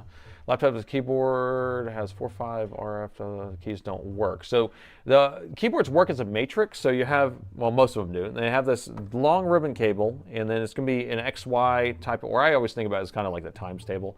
And then it has like a Johnson counter that's going around and checking to see X and Y, and it's a matrix setup. So if you have one of these lines not attached, you'll sometimes have random keys not getting a signal. So I would just reseat the connector. That would be the first thing to do. Unplug it, plug it back in, turn it back on, see if it works. If it doesn't, then just replace the keyboard. And if it, sometimes it's a whole palm rest you have to replace. Has Dell been having problems with the latest Windows updates temporarily causing BitLocker screen? Yes. Well, it's actually, Windows has upped the reasons why BitLocker will flag your system as having some sort of hardware change in your TPM, and they are making it a lot more stringent. So any little thing that happens, they say, hey, something has changed, you know, and then they're making you deal with your BitLocker. The best thing to do is to go back into your BIOS and hit factory defaults and run that and see if that fixes it. A lot of times it will fix it. Or just restart the computer sometimes. I'm almost done here because I'm getting backed up in these. There's too many in here. Sitting in his 6,000 will last forever. I don't know about framework. Old school. As let's see, as an old board swapper, I find what you do fascinating. And you see how many boards I'm pulling out and putting back in. 2 cows got knacked. I can't see that word is overcut here. Favorite BBS from back in the day. What's BBS? Because I don't know what BBS is off the top of my head unless my brain is just malfunctioning. So tell me what that is, Sloth. I definitely do not run any Microsoft or anything. Really on anything. Wow. Dogpile did rock. Bring back Netscape. Netscape was pretty solid, I got to say, but Mozilla Firefox is basically the closest to that you can do. Have you ever had Alienware rebuilds for sale? Never. Not one time have I sold an Alienware, and it's mainly because all the laptops I'm getting in are going to be old business machines, and I give year warranties on everything, and I don't want to sit there and warranty of Alienware. People are like, I mean, I guess I sell the board, so it's the same, but no, in general, I don't get loads of those in. So I've been rolling and rocking you for tonight. Cheers, thank you. Rolling Rock. That was my first beer ever, was a Rolling Rock, actually. Water Fox is the best. Yeah, Water Fox is really good. You should try that out. That's actually just a fork of the Firefox, I guess 48, right? They forked it over and then they created. I use Pale Moon for a lot of my stuff here because I have automatic label printers and stuff that I've written to that. Remember PC Magazine and abort, fail, and retry at the end of the magazine? You know, I had PC Magazine. I don't remember that. Always fun with you, hanging out with you, Nate. Appreciate it. Thank you. I know, DIY Dave. Sorry about that. I shouldn't have said those words. Okay, I'm about to wrap it up because I think I'm too far behind on this and I can't handle any more questions. My brain's about to break. Let's see if I can find any more. Do you repair towers? No, I only do Dells, and I only do laptops. Much love from Egypt. Time to get some rest, real rest. Thank you so much. Another great stream. Best wishes to your family. See you Sunday. Oh, question. Do y'all want to do, oh yeah, high-tech BBS. Forgot about those. Do y'all want to do this board on Sunday? Let me see. This is that video from last Saturday that is brand new now. Do y'all want to mess with this on Sunday? Because I have it here. I mean, I'm not going to, I don't know. Otherwise, it's just going to sit around. Or we can just do a regular. Do y'all like these types of streams where I do the votes and then do it? Or do you like where it's like set to whatever it is? Let's see. 20 inches. I only run Mac OS or Linux. Oh, it's pixelating. What's going on here? Can't see. Yes. So y'all want to do this board? Okay, so last Saturday's video was about this board where the repair shop like really messed it up and it looked all crazy. And so I have the board here because they just scrapped the machine, just gave the machine to me, and so it's just been sitting around, so we can mess with that. All right, so that's what we're going to do next Sunday. And I don't know how much time we want to spend on it because it's probably just a rabbit hole anyway, but maybe you guys can help me figure out why it's just stuck at that, 0.05 that's going to. So typing is hard. Thank you. Okay, I'm sorry I missed some of the questions here or answers to these questions, but I'm gonna wrap it up. It is 9 o'clock. So a little short stream this week, but I am gonna get home. Now, if you're new here, I do the streams twice a week, Wednesday at 6 p.m. Central, Sunday morning at 9 a.m. We have a huge community that's coming and going all the time, always working on stuff, doing board repairs live. I never know what's going on with them. I don't look at them ahead of time. That's how I want it. I just want to go in cold, just like you, so you guys know exactly what I know. And we try to learn stuff together. We're doing everything for science. Isn't that right? For science. So anyway, I want to thank everybody for coming out. Thank the mods for keeping the chat really clean. There we had to deal with some people earlier, but we got that taken care of. Thanks for any donations to the stream. And I appreciate each and every one of you. See you Sunday, and have a great night.